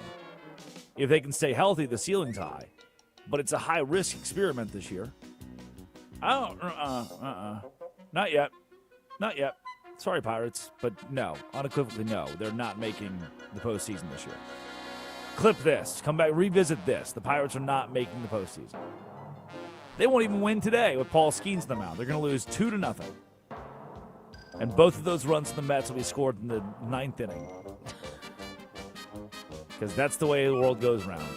I will say, I love this Pirates pitching rotation. I love the rotation. I do like this rotation, but their defense. All righties? You like all righties? It doesn't even matter with Paul Skeens. Okay, well, he can't pitch every day. Anymore. You know I think the pitching staff's good. I think the rotation, I don't think it's bad. I think the defense is okay. I don't know if Connor Griffin's secret sauce is going to be what helps this team. He's got some secret sauce. Yeah, he's also in the minors. But he's great. He's a great guy. He's awesome. Maybe we'll get him on the show. Marcell Ozuna. Right in low. Notorious woman respecter. Marcell Ozuna. And you know what we say about women respecters in MLB? Don't sign them. Don't sign women respecters. You're an idiot of the day if you think that it's unfair for the Houston Cougars to play in Houston in the Sweet 16. You know, I've been asked that before, and I'll be honest, I could care less. And I'm gonna sound really kind of selfish here. I'm an old JUCO ball coach. I drove on 16 passenger vans. I drove from Dodge City, Kansas to Mesa, Arizona for a basketball game, for a tournament in a bus. You had told me back then that I'm getting to coach basketball in the Sweet 16 and play Houston. I would sign up for it. I would crawl to get there. If we want to beat them, no matter where we play them, we'd have to play great. Guess what? We're going to have to do that tomorrow. And I think they're going to have to play well if they want a chance to beat us. And so we've won on the road. We've been pretty successful doing that in the Big Ten. So I don't pay too much attention to it. I'm just grateful for the opportunity, and you know, playing Houston's a challenge enough. It doesn't matter where. Love it. Brad Underwood, that's a gamer from Illinois. So you know what? I don't give a rat's butt. We'll play on the surface. He does care, though, because he said he could care less, not couldn't care less. That's a good point, Curtis. Great lesson. If you learned anything today on the Drake Toll Show, I couldn't care less. If you say I could care less. Does he care a little bit? That means you care. I mean, there is care in there because you could feasibly care less. I couldn't care less. There is no less that I could care. It's like Q and Q, you know? It's like Q and Q. Exactly. Dave in Los Angeles. Now, Dave in Sacramento is listening today. I'm thinking of my buddies, the Bananas, are in Los Angeles for Disneyland Day. Savannah Bananas, Disneyland Day. Yeah. How about that combo, huh? Get ready, buckle up, folks. It's on. We're going to dance the castle, shake our rump today. They're all up at like 4 a.m. too to get there. That's awful. Not me, man. Not me. Yep. Illinois says spot the ball. Wherever you want to play it, we'll play it. Got to beat them either way. I like it. Thank you, Brad Underwood, for being normal. Real Madrid, idiot of the day. They gave Mbappe a scan on the wrong leg. We shouldn't do that if we are a world-class professional organization. And then final idiot of the day, any student that cannot do this. It's an assignment. Looks like a midterm assignment, midterm project's what it says. Yep. For a sports general manager. It's a college assignment for a student at some unnamed university. You have to pick a major North American professional sport, NBA, NHL, MLB, or NFL, or Banana Ball, or the UFL. You pick a team in that sport, Write a 3 to 5 page research paper answering these questions. If you could draft or sign any player for your team, who would you draft next season? Why? What were their statistics the past 3 years for this player? Who would you draft in the second round next season? Why? What were their statistics the last 3 seasons? Who would you draft in the third season? Third round, I should say, next season. Who would you get to coach your team? Why? How does the coach fit? And what is the past record? Your ability to get along with players you will draft. Come on, man. Seriously? That's what we're having college kids do nowadays? Just pick the Cowboys, fix them via the mock draft. I'd take the new franchise quarterback. Straight out of Alabama, Ty Simpson. Fate of the world on the line. Laser beam pointed at the earth. Blow the whole thing up. I want Ty Simpson. That's my quarterback. Those are our idiots of the day today. Well, we got to those so early in the show because it's time for the trifecta. We will hear from the voice of the Michigan State Spartans, the voice of the Michigan Wolverines. We'll even hear from AJ Ramos today. It's one of those days on the Drake Toll Show. We're about to get enlightened about sports. That's up next. Addie Bates producing. Curtis Poindexter runs the board. This is the Drake Toll Show. Happy MLB.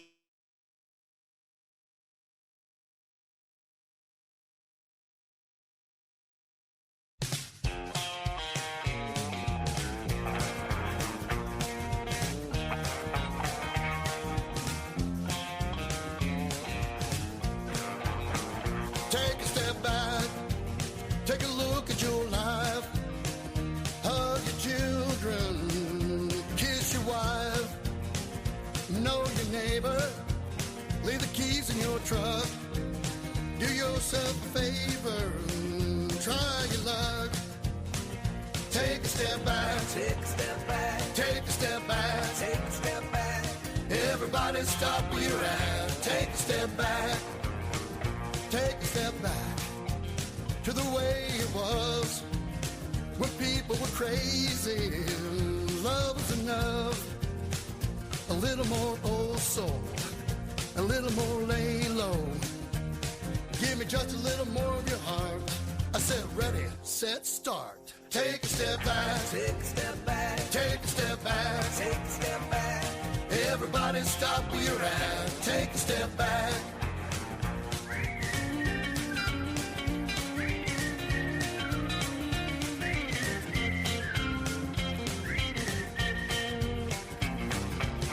No more tomorrows, no more today got away from it. Come on, bring it on home. 1, 2, 3, take a step back. Take a step back. Take a step back. Take a step back. Everybody stop where you're at. Take a step back. You know it. Take a step back. Take a step back. Take a step back. Take a step back.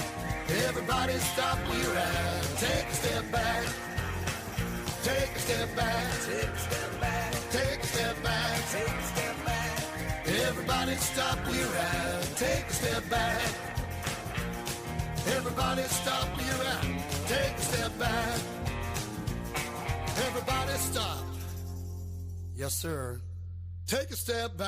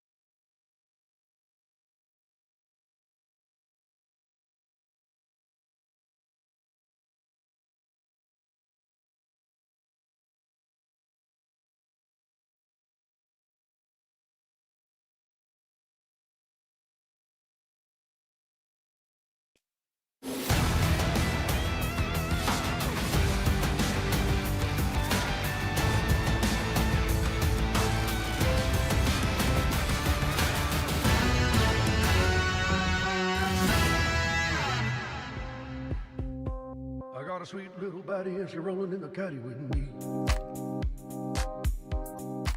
It is the Drake Toll Show. Westwood One Sports, the Westwood One Sports app.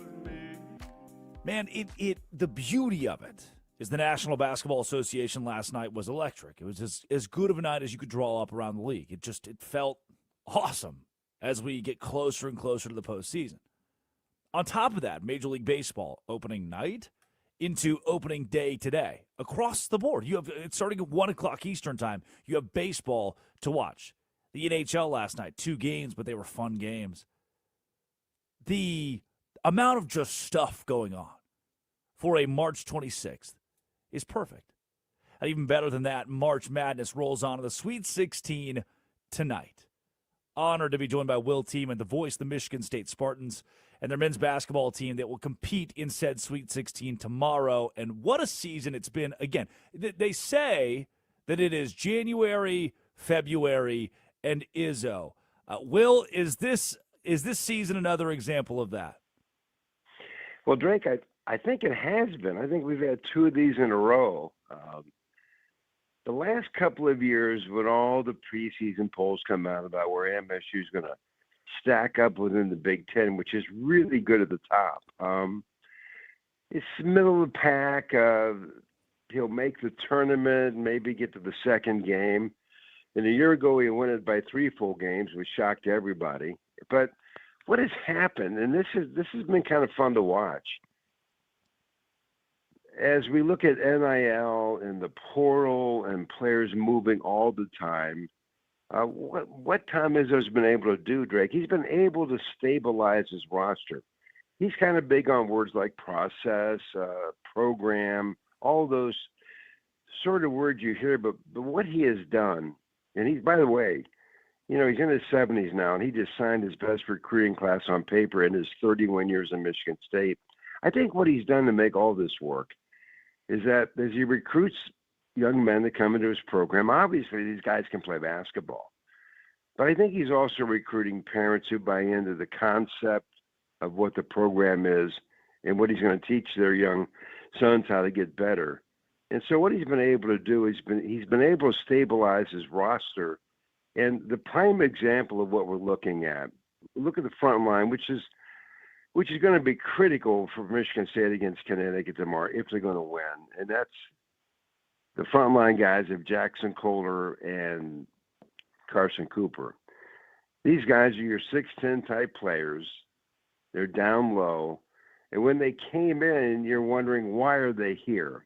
A couple of years ago, they were developing, but down low was a problem. Just getting a pass in there and somebody not dropping it was a problem. And everybody thought he was going to go to the portal and get some shiny penny, and he didn't do it because he's told players and parents he won't go over the top of them. Now, he'll go in and get somebody if he needs a position, but he won't go over the top. And he hangs with these guys. I mean, look what's happened. Right now, those 2 guys, 4-year players, have become forces. They've developed. The process worked. They know what's going on. They know how to handle and work for Coach Izzo. And at the end of the day, what has carried these guys is the belief in program, and they know what they're doing, and their coach trusts them. And it's been fun to watch it. And the other thing that's been kind of neat, we've all seen Tom Izzo be animated a little bit, but last couple of years he's been more like Professor Izzo teaching basketball to these kids, his students. They just soak this up. And he keeps developing guys, these freshmen. Last year was Jake Richardson. This year he's getting great help now from Cam Ward and Jordan Scott. So I guess the magic is the process and the scheduling. I mean, we played Kentucky, North Carolina, Duke. We played all those guys, Arkansas, in our non-conference. At the end of the day, the stage doesn't seem too big, and this team can't shoot, Drake. But all of a sudden, the last 2 games, it's found the basket. And that's been kind of fun. Will Tieman, voice of the Spartans, joining the Drake Toll Show, talking Michigan State and UConn set for the Sweet 16 tomorrow. Will, another thing I love, and you've mentioned the development into Professor Izzo, that's incredible perspective. And another piece of that, the adjustment. When I think Michigan State basketball under Tom Izzo, I think kind of grind it out. This gritty, we're going to slow it down, we'll play at our pace. This team plays fast. They're in the 90th percentile in transition points per possession in college basketball. How has the old dog, Tom Izzo, developed this new pacing trick to bring the fast break at Michigan State into 2026? I think what's happened is, number one, I think he likes that kind of basketball, and coaches coach the team they have, right?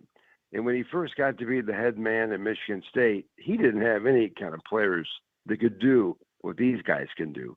No. So he went slow, and he was half court, and he played defense because that was the team he had. And now he's recruited a different kind of guy, and he believes running and rebounding and defense, those are the keys to this team, right?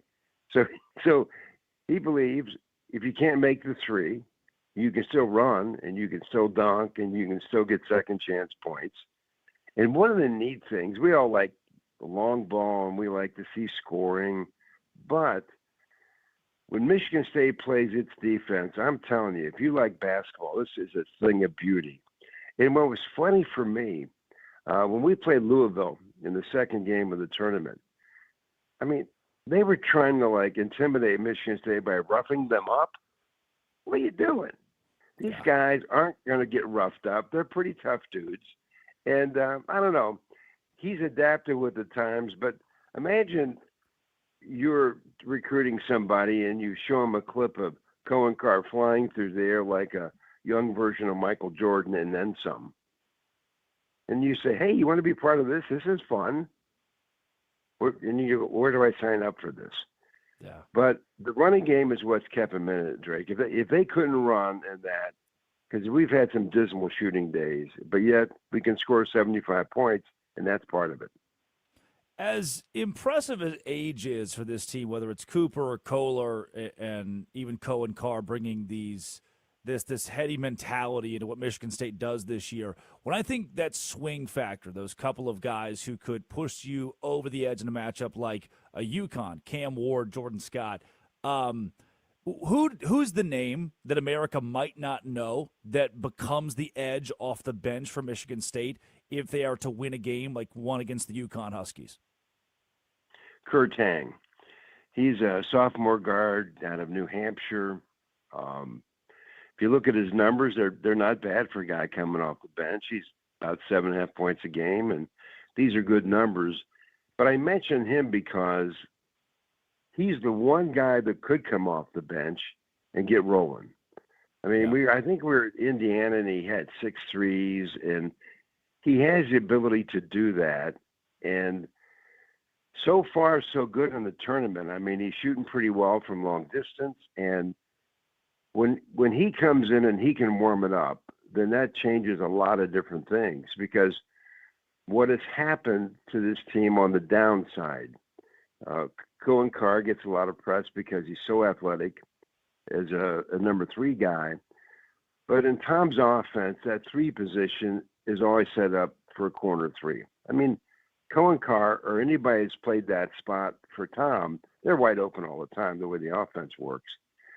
And so he had a stretch where he couldn't make it. And so people quit guarding him. So, it's like a power play in hockey. I mean, they just messed up the middle because nobody came out to guard him because he couldn't make it. So you got Tang who can draw him out, and you also have Carr now beginning to make that 3. And if he continues to do that, he's 3 out of 6 in these 2 games. He's got to shoot it, and if he starts making it, that really affects the other team's defense. So if I was to pick, the little X factor kind of thing, that's there. But Drake, at the end of the day, all the great players on all these teams have got to be great. And in our little world, that's Jeremy Fears, our point guard. Top assist guy per game, average-wise, pushing around 10 a game, and he can score in double digits. And he's another example of the process, how he's come along, how he's done what he's done. And we kind of go as he goes.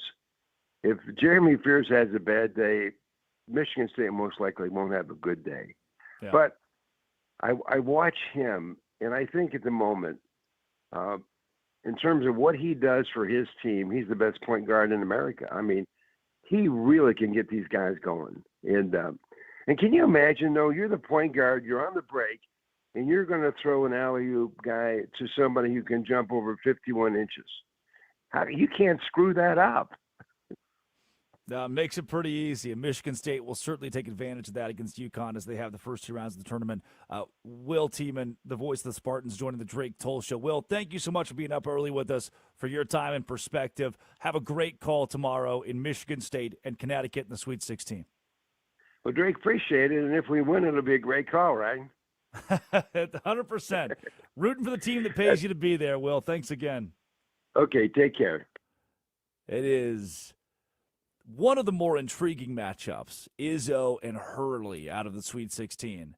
And I do think if Michigan State is to win this game, and I have them picked in my bracket, I have Michigan State in the Final Four in my bracket. If they are to win this game, while Fears is certainly the factor, and Will just told you that, and the team goes as he goes. And Kohler and Carr, the athleticism of Carr, those are names to know here in March Madness. Kurtang. That's, if you circle anything that he just told you, anything Will Tieman, the voice of the Spartans, just told you, Kurtang is the guy to circle. Hey, who's the X factor, could jump off the bench, hit a couple threes, and make this game interesting?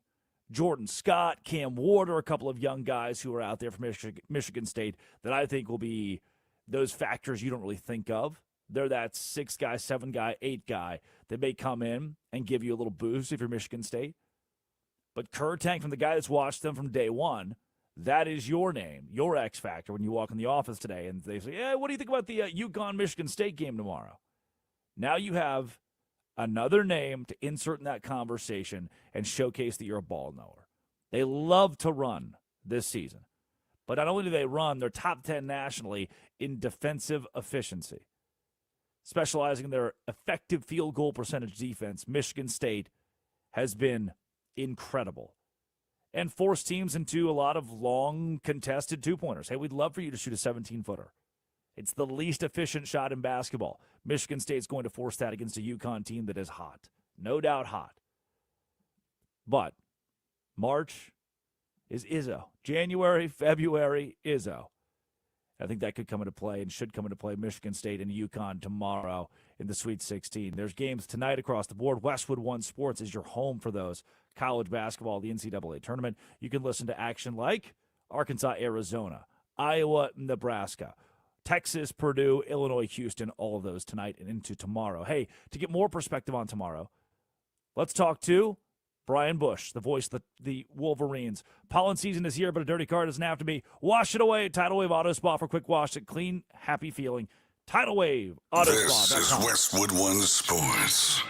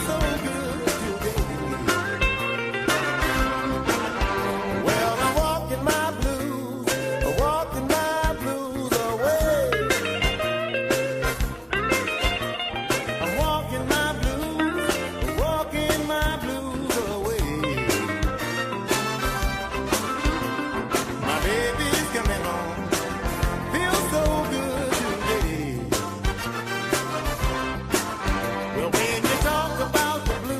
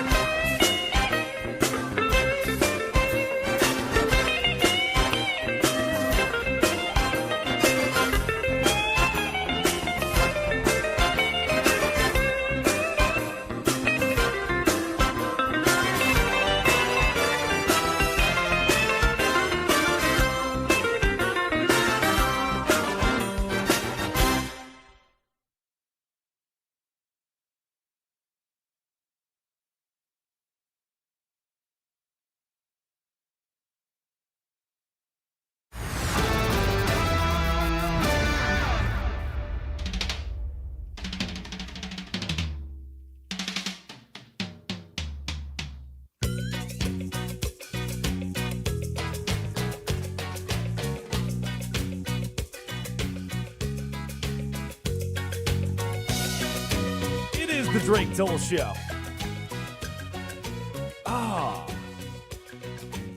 Today's the day, man. The National Basketball Association last night was electric. Overtime games across the board. Hockey, only a couple of games, but they were good games. Baseball is at least back. It wasn't fun to watch, but it was back. And now we wake up this morning, 6 a.m. to 9 a.m. Eastern Time, the Drake Toll Show, Westwood One Sports, the Westwood One Sports app. The Sweet 16 is upon us. And one of my favorite matchups of the entire slate is Alabama and Michigan. Michigan, a 9.5-point favorite. But Alabama proved against Texas Tech. They're red hot. Now, Texas Tech slipped up late in the year, especially after losing J.T. Toppin. But Bama looked as crisp as you can get in their 90-65 win over the Red Raiders. Michigan toyed with St. Louis for a while and then ultimately won 95-72 and have made their way to the Sweet 16 under Dusty May.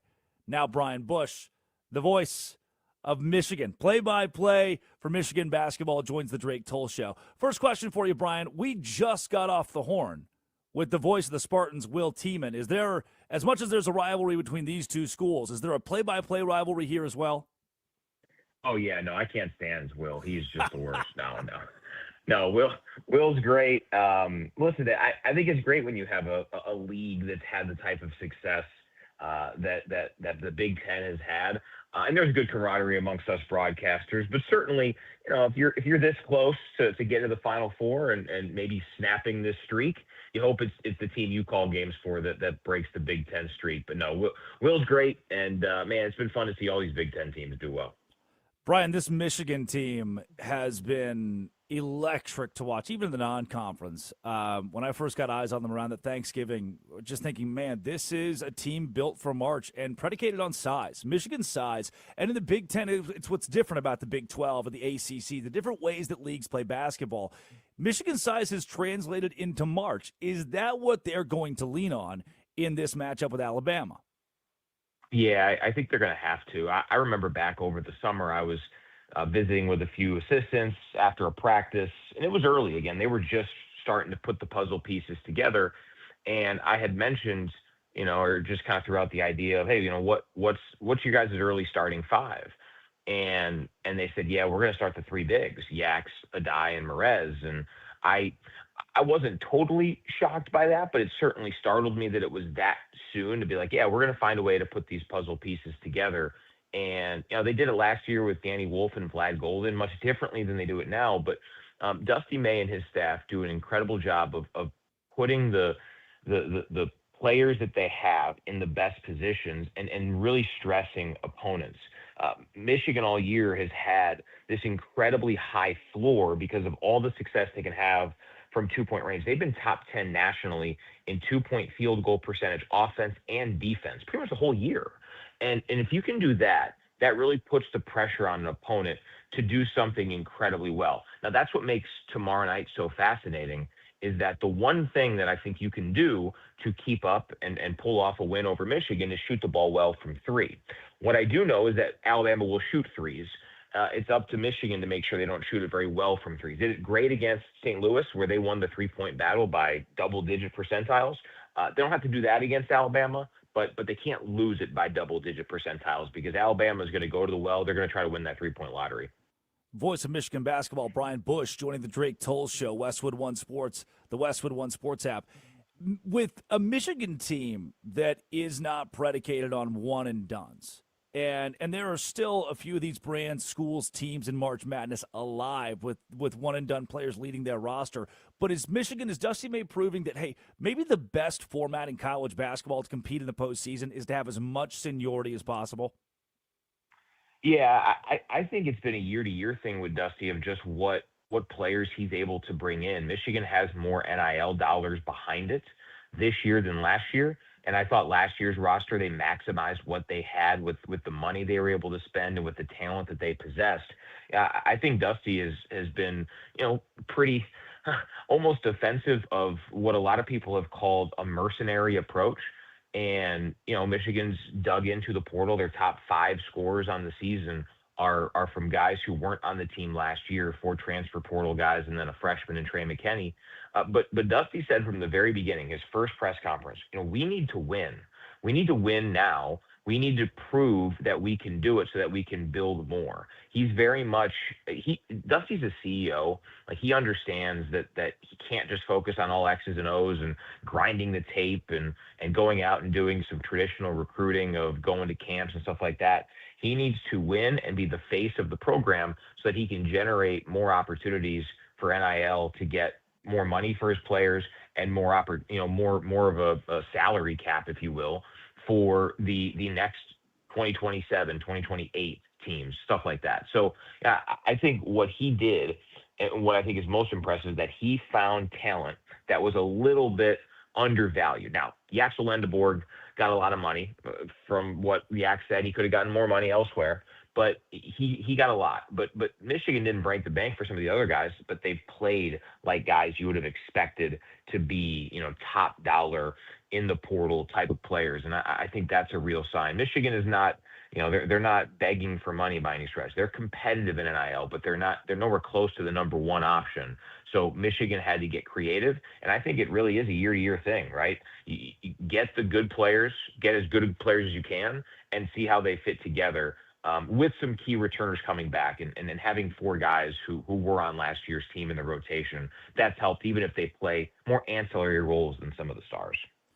Brian, Will Tieman, he did tee you up a little bit. He said that Jeremy Fears, if he plays poorly for Michigan State, then that's over. The team's going to play poorly, and ultimately the Spartans will lose.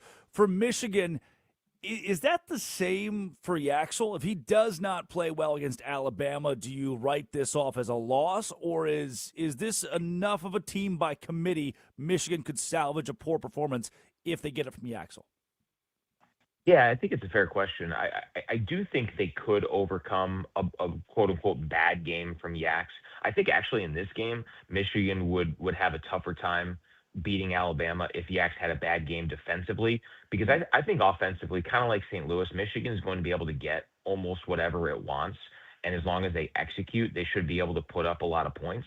But they need to at least make things difficult on LeBaron Filan and this Alabama squad. I mean, they really are a dynamic offense. They want to get out and run. Yaks has been such a unique chess piece for Michigan. They've called him the queen on the board to use defensively to move things around. Michigan's switching defense should at least give itself a good chance to make things difficult on Alabama. Michigan, I think, has the talent advantage in this spot. But Alabama's not going to be afraid. I mean, they have played a ton of really good teams. I think they've got the number 2 or number 3 strength of schedule in the country. So, and they face a couple Big Ten teams. Like, they understand. So they're not going to come in here with any worries, any concerns, any fears. They're going to come in there ready to play, to where, Yaks could have a bad game and Michigan could still win. But I really think his key could be defensively, making things difficult on whoever happens to be getting going offensively. Because Yaks has done it to Keaton Wagler. He's done it at times to Jeremy Fears when they played those 2 games this year against Michigan State. He has seemed to gravitate toward, and Michigan has tried to push the cards toward Yaks defending whoever a team's best player is, even if it is a 1 or a 2 guard. It's obvious that Alabama wants to push. I mean, they'll let you have 82.5 points per game, but they're going to score their 91.5 points per game. They're happy with you being in the mid-80s because they're in the mid-90s. How does this matchup play out? Well, what does this matchup look like when the 2 team starting 5s hit the floor? Does Michigan try to slow Alabama down, or do they play with pace alongside the Crimson Tide? Oh, they love this opportunity to play with pace. I think of all the things that Michigan does well, the vibe that I've gotten all season long is that Michigan wants to play as fast as possible, and that's what made the stretch run of the Big Ten season so challenging for Michigan. Not just that they were playing really good teams, but they were playing teams that wanted to play 60 to 65 possession games. Yep. And did everything they could to limit them. I think Dusty May looks at it as a math equation. He thinks he's got the best talent in the country. So if you want to play a game, you want to play as many possessions as possible in order to showcase that more and more and more. Alabama is a willing participant in this. So I fully anticipate a 75, maybe 80 possession game if all things go well. Wow. And then certainly when you get to the point where, toward the tail end, if Michigan's leading like they were against St. Louis, they can slow it down a little bit. But no, I think Michigan embraces this.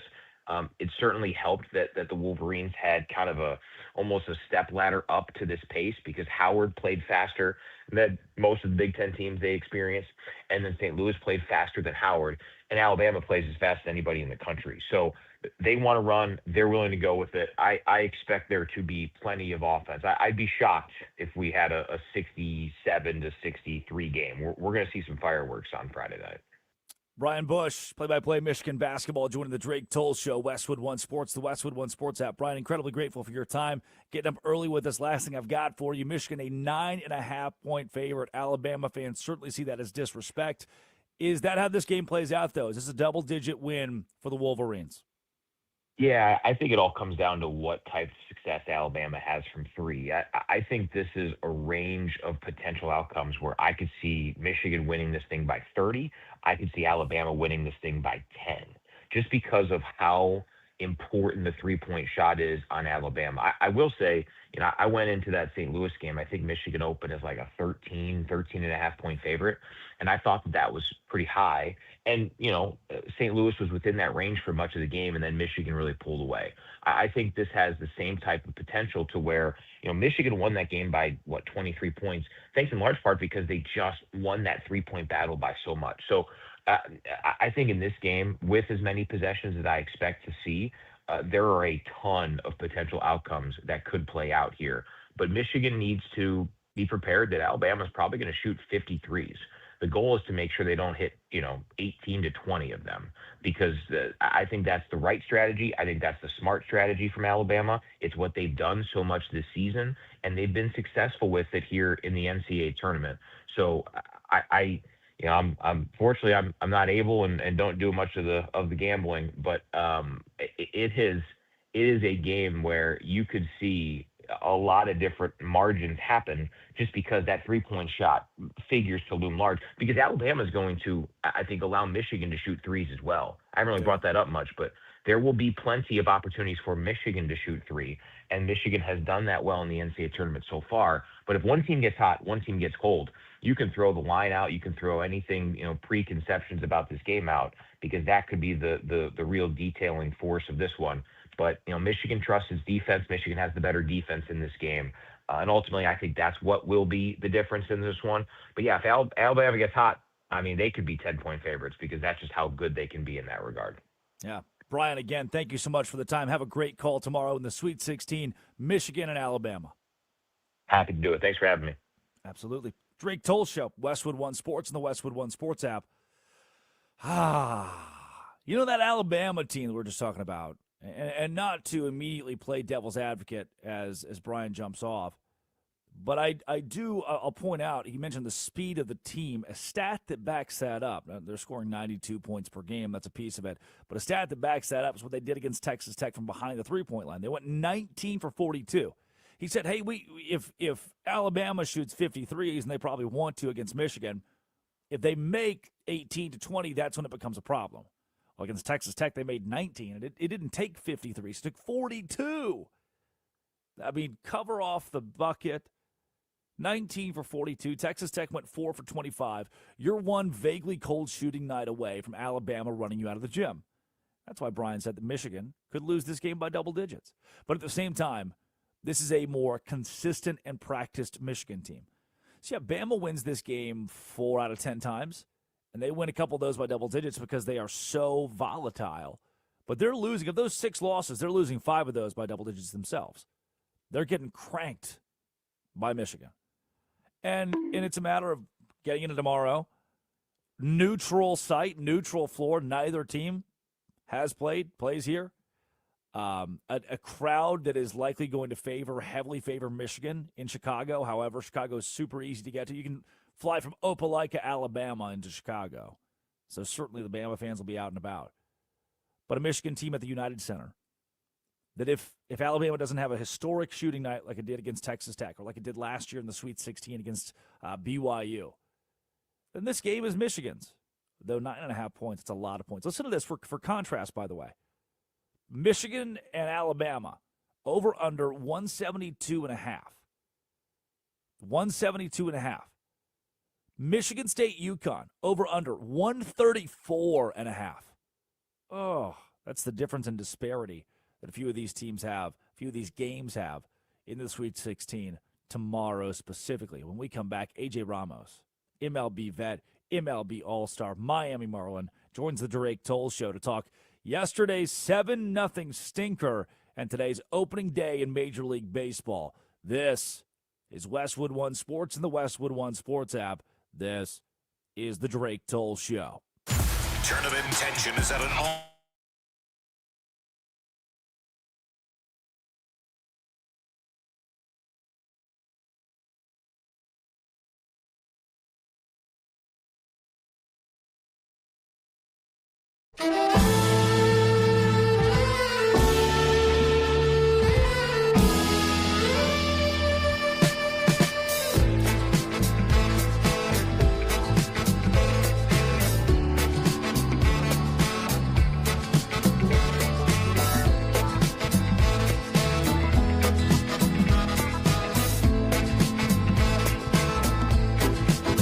Our naked bodies go on trial just for laughing at the joke, just for saying of the bargain what any sales girl already knows.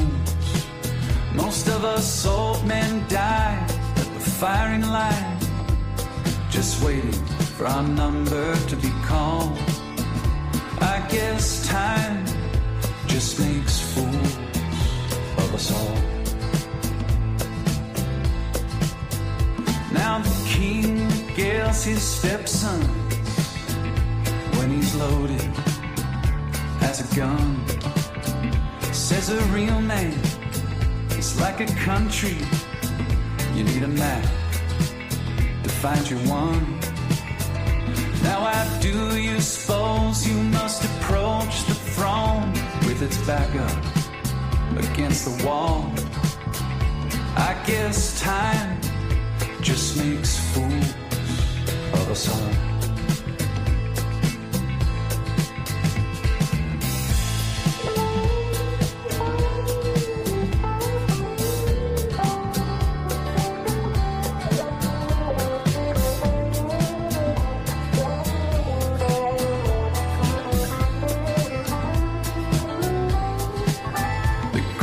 Minds of my generation gladly conscripted in the war of defending any Goliath that would deign darken the door.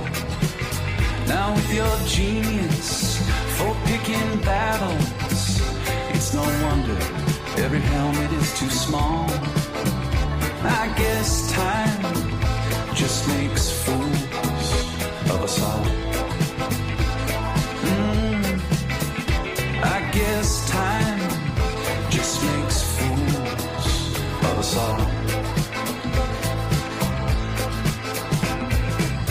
My drink is watered down. The champ is on his knees. He lost the rematch. He lost the comeback. He lost for charity, but that's the job. It's what gets the asses in the hall. They came for a beating, and he came to brawl.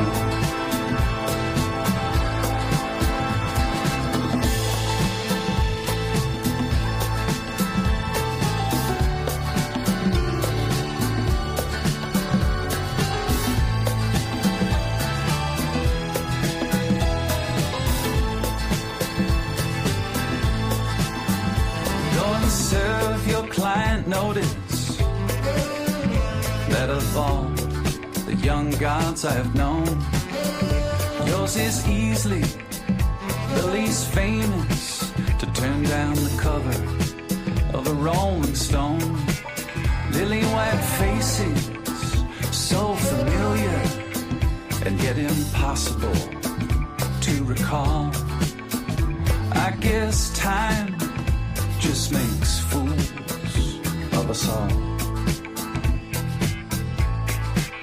After millennia of good times, God said, hey now, let's have a dream where we raise the stakes a little. Come on, let's make things interesting. Parachute into the Anthropocene, an amnesiac, a himbo Kendall. I guess time does make fools of us all.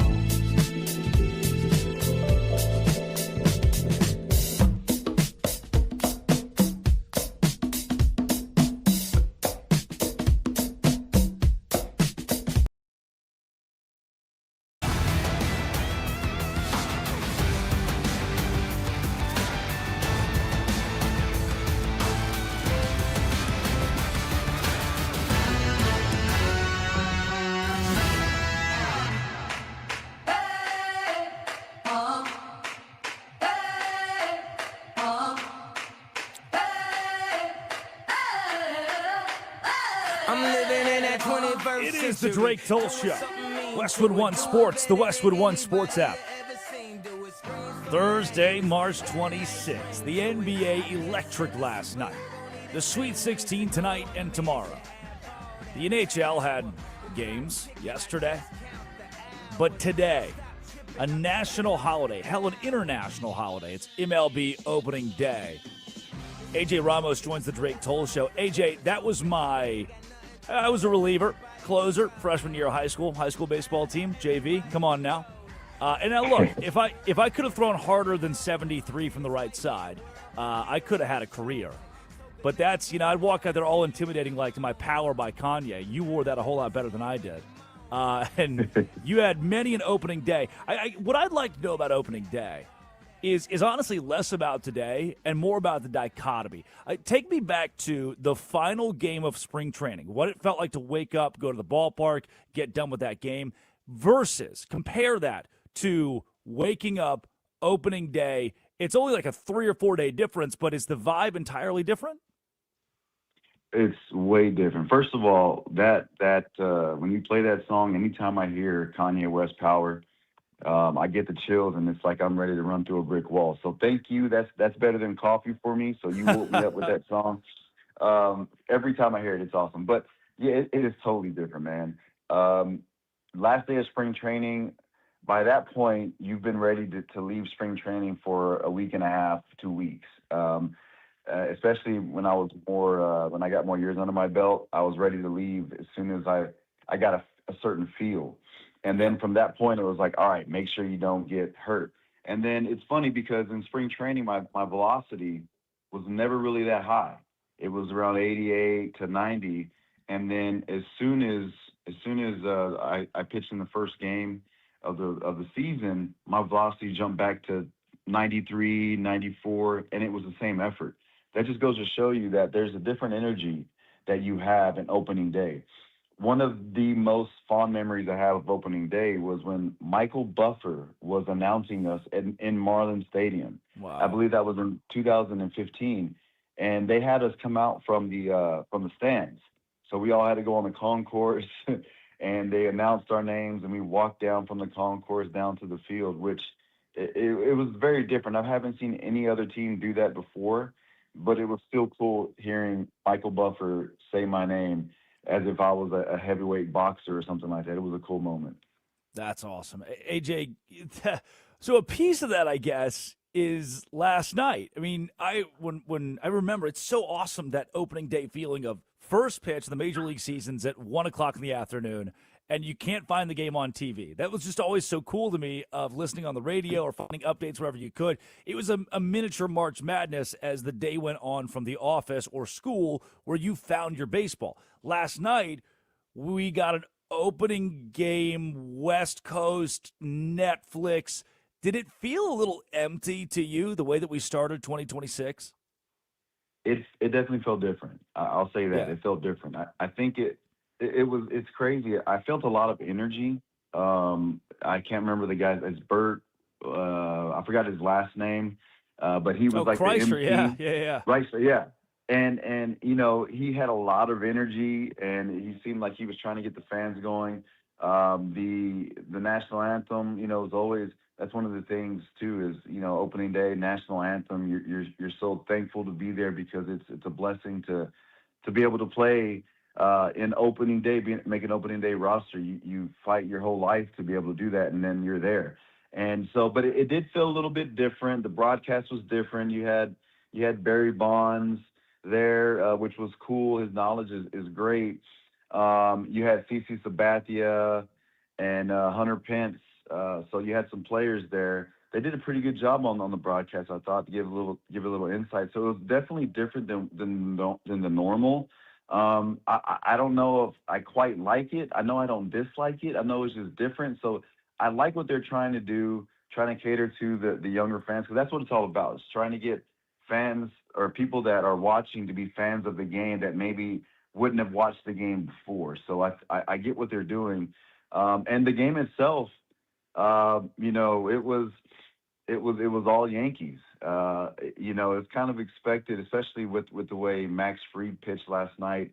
He was a little bit wild at the beginning, but he was effectively wild. And then all of a sudden he locked it in. That cutter, he started to put that in a great spot in locations and pairing that off of his fastball, and then his curveball started to come along. And with Logan Webb, it seemed like the Yankees found something or saw something. They were able to distinguish between the sinker and his off speed, because the first 5 hits or so were off of his changeup and sweeper. So it was they saw something, and they really tagged along on it. But he was able to neutralize Judge. Judge had 4 strikeouts. So I guess that was a plus for them. But overall, it was the Yankees ran away with that one. Before we get into today's matchups, last thing on kind of the pomp and circumstance around opening day and AJ Ramos joining the Drake Toll show here, Miami Marlins.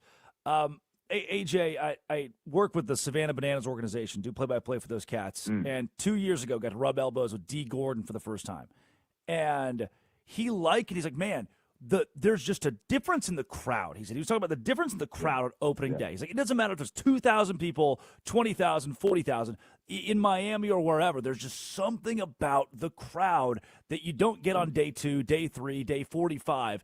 Is that the case on opening day? Did you experience that? For sure, especially at Marlins Park. I think what happens with people is that this is an opening day, and they kind of mark it on their calendars, and a lot more people go to games. And as fans, even in organizations, when we play with the Marlins, we weren't projected to be the best, right? And so I think for fans, it's the start of the new year, and at that point, anything is possible. So you're going to the stadium to see the team, and you're thinking, all right, this is our year. This is our year to make improvements. This is our year to do X, Y, Z. And you're kind of going out there to look at players to root for, And so it's a family environment.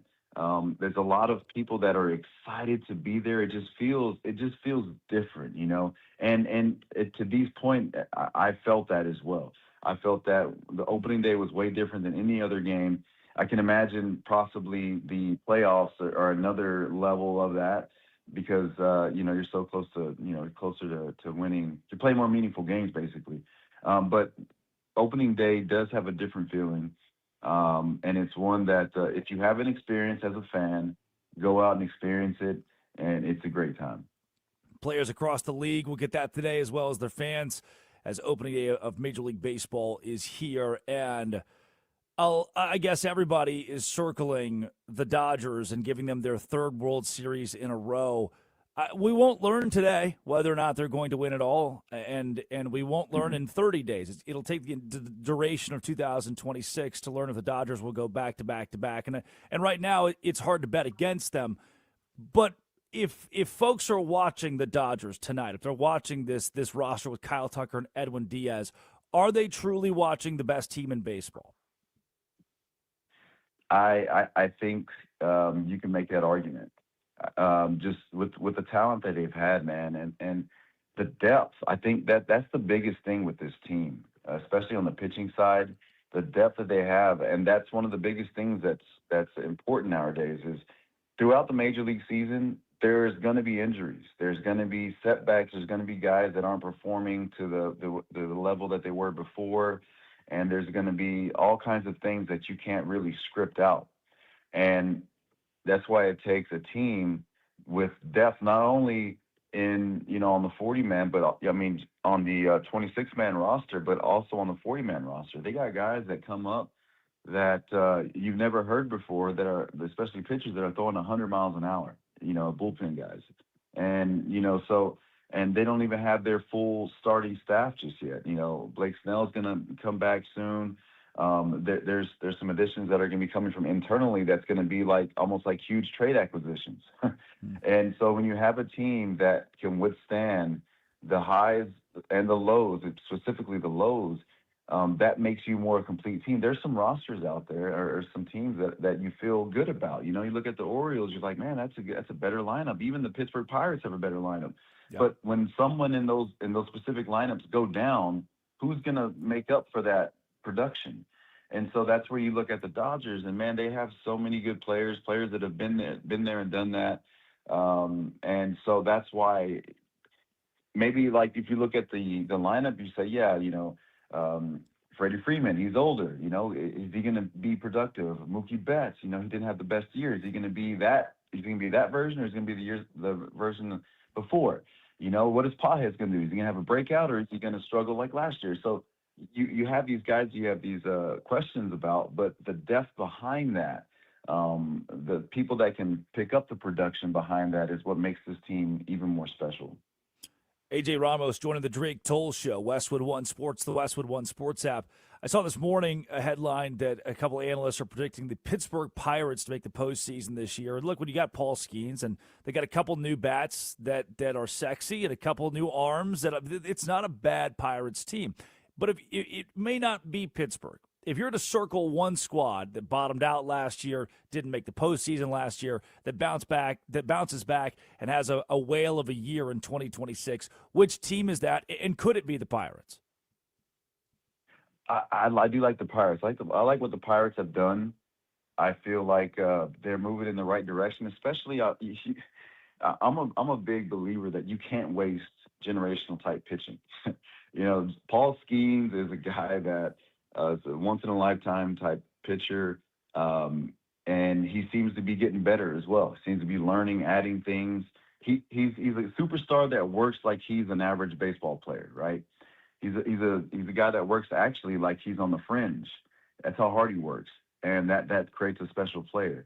They added some guys, Marcell Ozuna, Ryan O'Hearn, to kind of take the pressure off of Brian Reynolds. Brian Reynolds was the main guy in that lineup that everyone leaned on, and hopefully that allowed a little bit more of runway for O'Neal Cruz to finally get going. I feel like he has a high ceiling. He hasn't reached it yet. So if O'Neal Cruz gets going, Ozuna it continues to be a good DH, and Ryan O'Hearn can bang like he's expected to, I feel like this lineup is obviously going to be way better, and it's going to help the pitching out. As far as other teams, like I mentioned before, I think I like the Orioles a lot. The Orioles, to me, what they were missing in the years past was that veteran presence. They got two veterans in that lineup now that I like, with Pete Alonso and Taylor Ward. Pete Alonso, you're going to get more of a vocal leader. Taylor Ward, you're going to get more of a leader by example. And what two better guys to have in the lineup to be around a Kobe Mayo, to be around, a Gunnar Henderson, which I feel like he had, he didn't have the best year last year, but there's a lot to him. Not only do I like their lineup, but I also like their starting staff as well. Trevor Rogers is a guy that he is nasty. He's had a great spring. Looking forward to see what he can do this year when he's finally healthy. Kyle Braddis is a guy as well. Shane Baz, Chris Bassett. Talk about veteran leadership. I think this staff got better not only because of what he can produce on the field, but because of the way he understands the game and what he can do for these young pitchers, the knowledge that he has. I think that's the guy that's going to make people better around him. So I like the Orioles. Oh, and yeah, Ryan Helsley too. Ryan Helsley is the closing out ball games there. I know he had a down year with the Mets, but that was due to some I think he was tipping some pitches. I think he got that fixed. And then behind him, you got Yanir Cano, and that's a deadly combo. So I expect them to do some good things. I know they're in the AL East, which is going to be a dogfight, but I expect the Orioles to make the playoffs and possibly make a deep run. Yeah, Trevor Rogers is going to be fun to watch this season and fun to watch today, 3:05 Eastern Time, MLB.TV against the Minnesota Twins. AJ, incredibly grateful for your time up early this morning and giving us perspective on opening day. Happy opening day to you. I know it's going to be a busy next 7 months or so, and you'll be all over it. Again, thank you for your time. No problem. Thanks for having me on. That's at the AJ Ramos on Twitter, former All-Star, Miami Marlins pregame, MLB Network radio analyst, the host of The Locker Room as well, AJ Ramos on the Drake Toll Show. This is opening day. This is also the day that we track the Spurs and the Thunder, who wins the West. This is the day that we watch the Sweet 16 tonight. And it's the day we track whether or not the FBI came down on a man, and then that same man came down on the FBI. When we come back, let's hear how the New York Yankees got a win 7-0 last night against the San Francisco Giants. Give you a recap on what man did what to the FBI. Oh, and a bit on the Sweet 16 before we get into Are You Smarter Than Drake Toll? This is the Drake Toll Show.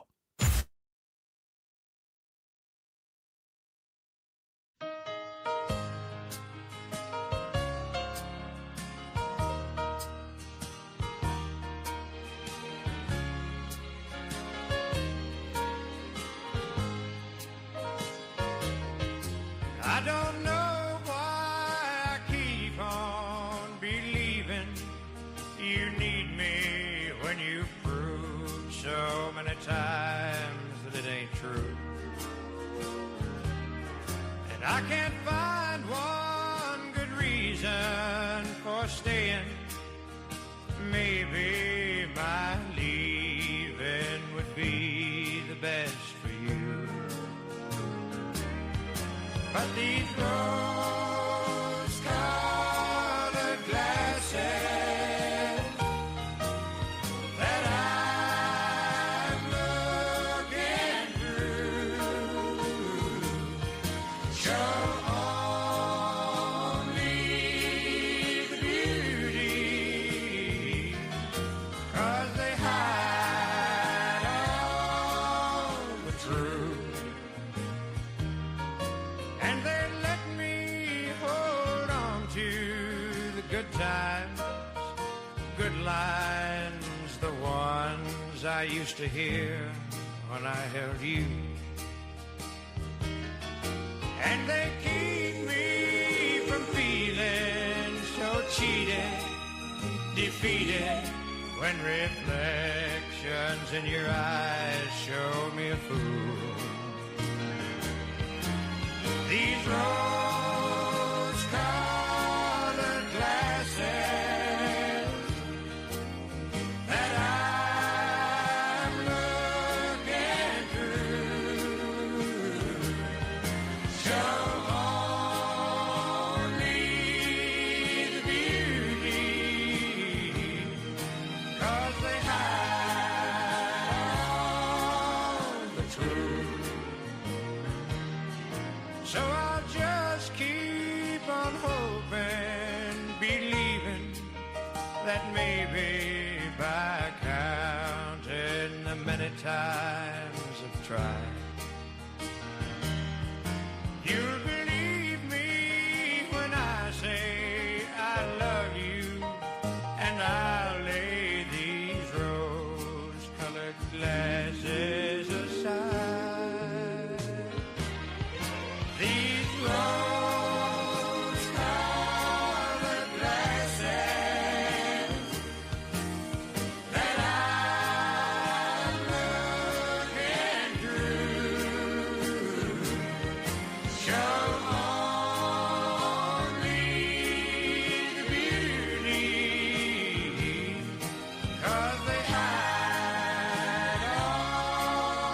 the truth.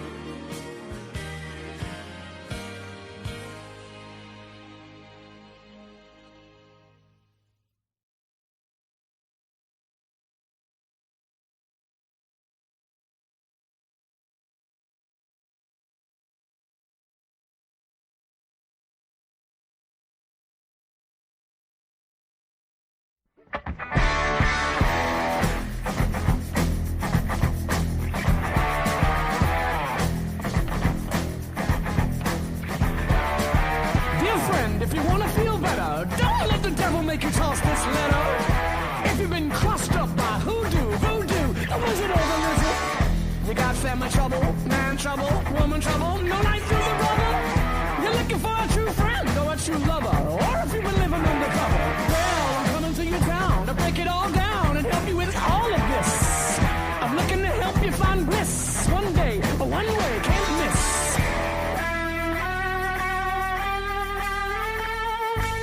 I'm here to tear all the walls down. Doesn't matter if it's a large town or a small town. Just like Joshua and the fabled walls of Jericho, I'm here to tear down the institution. God spoke to me, said, listen to me. I anoint you with the power that'll get them all moving. You're agitated, you're prayed and meditated, you're concentrated on getting elevated. By sundown, one day, you who come will be blessed with a big money blessing. You will be doubted by all the unbelievers on all of the things I'm addressing. But you must tell 7 friends. You must first bring 7 friends. And don't be selfish and keep this all to yourself and don't eat shellfish.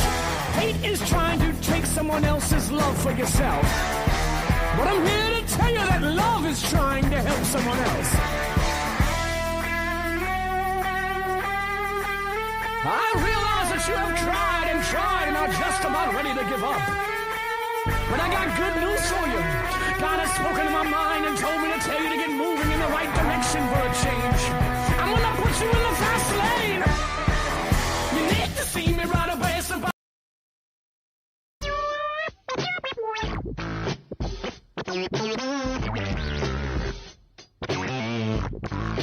It is the Drake Toll Show. Oh, that's a funky beat right there. Westwood One Sports. The Westwood One Sports app. Oh! That's even better than I thought it would be. It's a pretty dope little beat. That's what they say about our show. But our show's a pretty dope little beat. It was better than they thought it would be. Can you believe that the FBI came down on Will Wade and he got away with it? Touch yourself. Jeez. It is exactly what happened. The FBI came to Will Wade's house and said, Will Wade, LSU basketball coach, you can't be doing all this jazz that you're doing. You can't be paying these players or giving them a, quote, strong-ass offer to a recruit. The FBI wiretapped Will Wade. Hubert Wade. They caught him. We got him. Ladies and gentlemen, we got him. Who-be-doo. Leaving the LSU program in shambles. The deposed Wade goes to McNeese State, resurrects their program. 50-9 record. That's good. Back-to-back NCAA tournaments. He had the dude with the jukebox jamming out. That was Will Wade's team. Oh, and then he goes to NC State, signs a 6-year, $17.25 million contract. That's not a lot of money for 6 years, is it? No, Mr. Wade, no, it's not. But he's got the FBI breathing down his neck, so they couldn't give him too much. And then lo and behold, he beat the FBI. He beat the FBI. He beat the FBI. Touch yourself. And may go back to LSU. That's right. LSU recently hired their system president from, that's right, McNeese State. Reports are saying they're trying to hire the athletic director, Heath Schroyer, from McNeese State because the governor, Jeff Landry, the literal governor is involved in this. He wants Will Wade back. The AD, Scott Woodward, was fired. So now the LSU board, in tandem with the governor, could bring a guy back to Baton Rouge who the FBI 4 years ago said, meh, We had to wiretap his ass because he was so nefarious. And LSU said, well, yep, guess we got to fire that guy. Just for him to be rehired a couple of years later because welcome, basketball, to money. Will Wade, Kim Mulkey, Lane Kiffin all walk into a bar. And it's the Tiger Town Tavern in Baton Rouge, Louisiana, baby, because they're all coaching together. They should have a permanent national FBI office in Baton Rouge on the campus. They should have, it's like how there's the real police and campus police. They should have campus FBI. And they're just to monitor Will Wade, Kim Mulkey, and Lane Kiffin. I need the FBI to have access to all of their Snapchat passwords.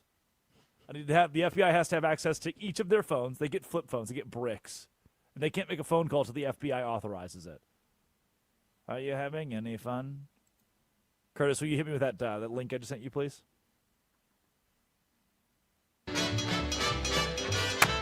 Come on! Thursday, March 26th. Sweet 16. March 12th. March 12th. Fellas with a million smackers and nervous indigestion. Yeah. Rich fellas eating milk and crackers. I ask you one question. This is getting added to the stream. Are you having any fun?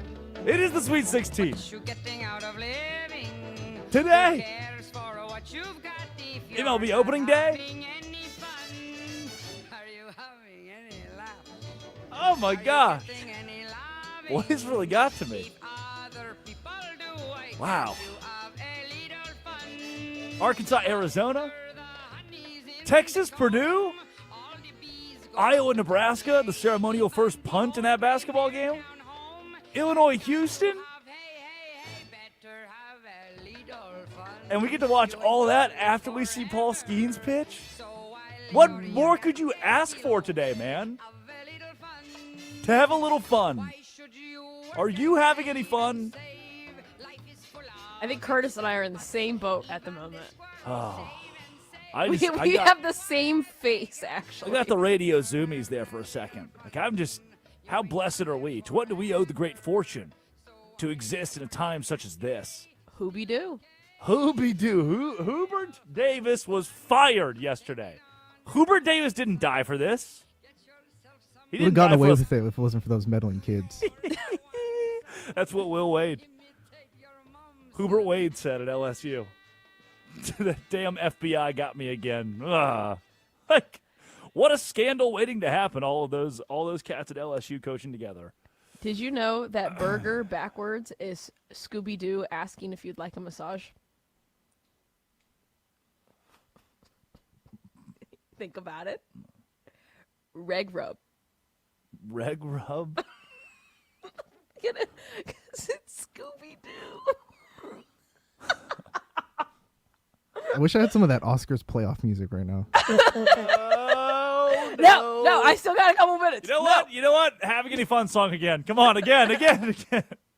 I have to reopen it. I closed it. No. I had no more fun.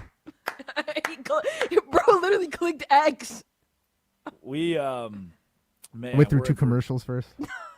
We're in for a treat today. After the FBI guy came back, after the NBA was electric last night, Spurs and Thunder are in a race for the West right now. Can you believe it? Paul Skeens, Shohei Ohtani, Aaron Judge went 0 for 7 yesterday. Are you having any fun? Addie's Astros play today as well. Yankees, Giants are off, right? Yes, Yankee. No, wait. Do you think Stop. What? Stop. Are you... All the matchups today. What time do your Rangers play? 4:15. Are you going to be watching it? Be honest. If I can find it on MLB.TV or ESPN Unlimited. For Fubo? Here's the deal. My appetizer for a full slate in my Arkansas Razorbacks in March Madness, Sweet 16, my full appetizer is MLB, which is awesome. And I can't wait to bet a bunch of Nerfies. You better, you bet. If I'm Nick Costos, if you're listening, Nick, it's me, Drake. If You want to give the human beings of the world, the sentient people of the world, a betting edge today? May I interest you, my friend, in some Nerfies. No run first inning. I'd parlay together every single Nerfie. What do we get? Probably 14 games today? Shoot me up with 300 milligrams of them Nerfies. No run first inning. It's one of my favorite bets out there. Juice it up to like minus 130, minus 150. Come on. Parlay the two of those together at plus 110. Come on. We're in there. Like swimwear. Not a betting show, but man, So, oof. Blood in the water, man. I smell it. Boat in the water, train on the tracks. That's going to be the next song. So that's tomorrow's rejoin song. It's time for Are You Smarter Than Drake Toll? Category number 1, Curtis. Music. Starting off really easy today, guys. What instrument did Louis Armstrong play? Kurt. Trumpet. Woo! 1 for 1. Easy. Next category. Random. Curtis, this one is also very easy. I realize the trivia has gotten too hard, so these are all easy today. It's not gotten too hard for me, buddy. It's not trivia. It's Are You Smarter Than Drake Toll? And no one is, not even Drake Toll, Last week, apparently. we cooked Laura. I don't think Laura got a single one right. That is true. What is the name of Elvis Presley's She got Mexican Memphis... Civil War right, actually. She did. And Drake did not. Shocker. What is the name of Elvis Presley's Memphis home? Graceland. I'm going to Graceland. Curtis! Memphis, Tennessee. Hold on, Pilgrim. Next category. Science. All right. What occasion corresponds with the longest day of the year? Isn't it like winter solstice or something? Ooh. Summer solstice. Drake got that one correct. Oh! Take that! Double birds! Double birds! Now what, Curtis? Now what? History. All right, Curtis. Which leader is considered to be the founder of the Roman Empire? Curtis the Ayatollah? Would it be just Julius Caesar? Drake, what do you think? Oof. The triumvirate. Founder of the Roman Empire? Oh my gosh. The Great. Alexander the Great. Alex Ovechkin? Chartering records? Chartering records everywhere. No, it's Caesar Augustus, also known as Octavian. Of course it is. Movies. In what movie does Robert De Niro say, "You talking to me"? Robert Duvall. I got this one. Curtis, you got it? Yeah, Fight Club, duh. Good, Curtis. Casino. Taxi Driver. Taxi Driver. I've seen 2 movies in the last 3 months. It has to be one of those 2 around SOL, basically. Curtis won that one, guys. Curtis won today. No. Is that it? What's random? Random. Yeah, that was the Elvis Presley question. What? We're done? That was all trivia? Yeah, y'all went pretty quickly. Fine, here you go. Here's another one. Who is the lead vocalist of the band U2? Damn, trivia be getting too hard these days. We gotta make trivia easier. I can't keep doing this. Bono. The answer is Brian Bono. Hussey. Bono. Dang it. It is Bono, isn't it? Yeah, I should have known that. Curtis Poindexter runs the board. Addie Bates produces. Harmon Williams, Bruce Gilbert, Colin Jones. This is all your fault. Thanks for giving me a job. 6 a.m. to 9 a.m. every single day Eastern Time. We will see you tomorrow at the exact same time. Some March Madness tonight. Best of luck and have fun watching. Has been, always will be, the Drake Toll Show. That ball had a family, a wife. This is Westwood One Sports.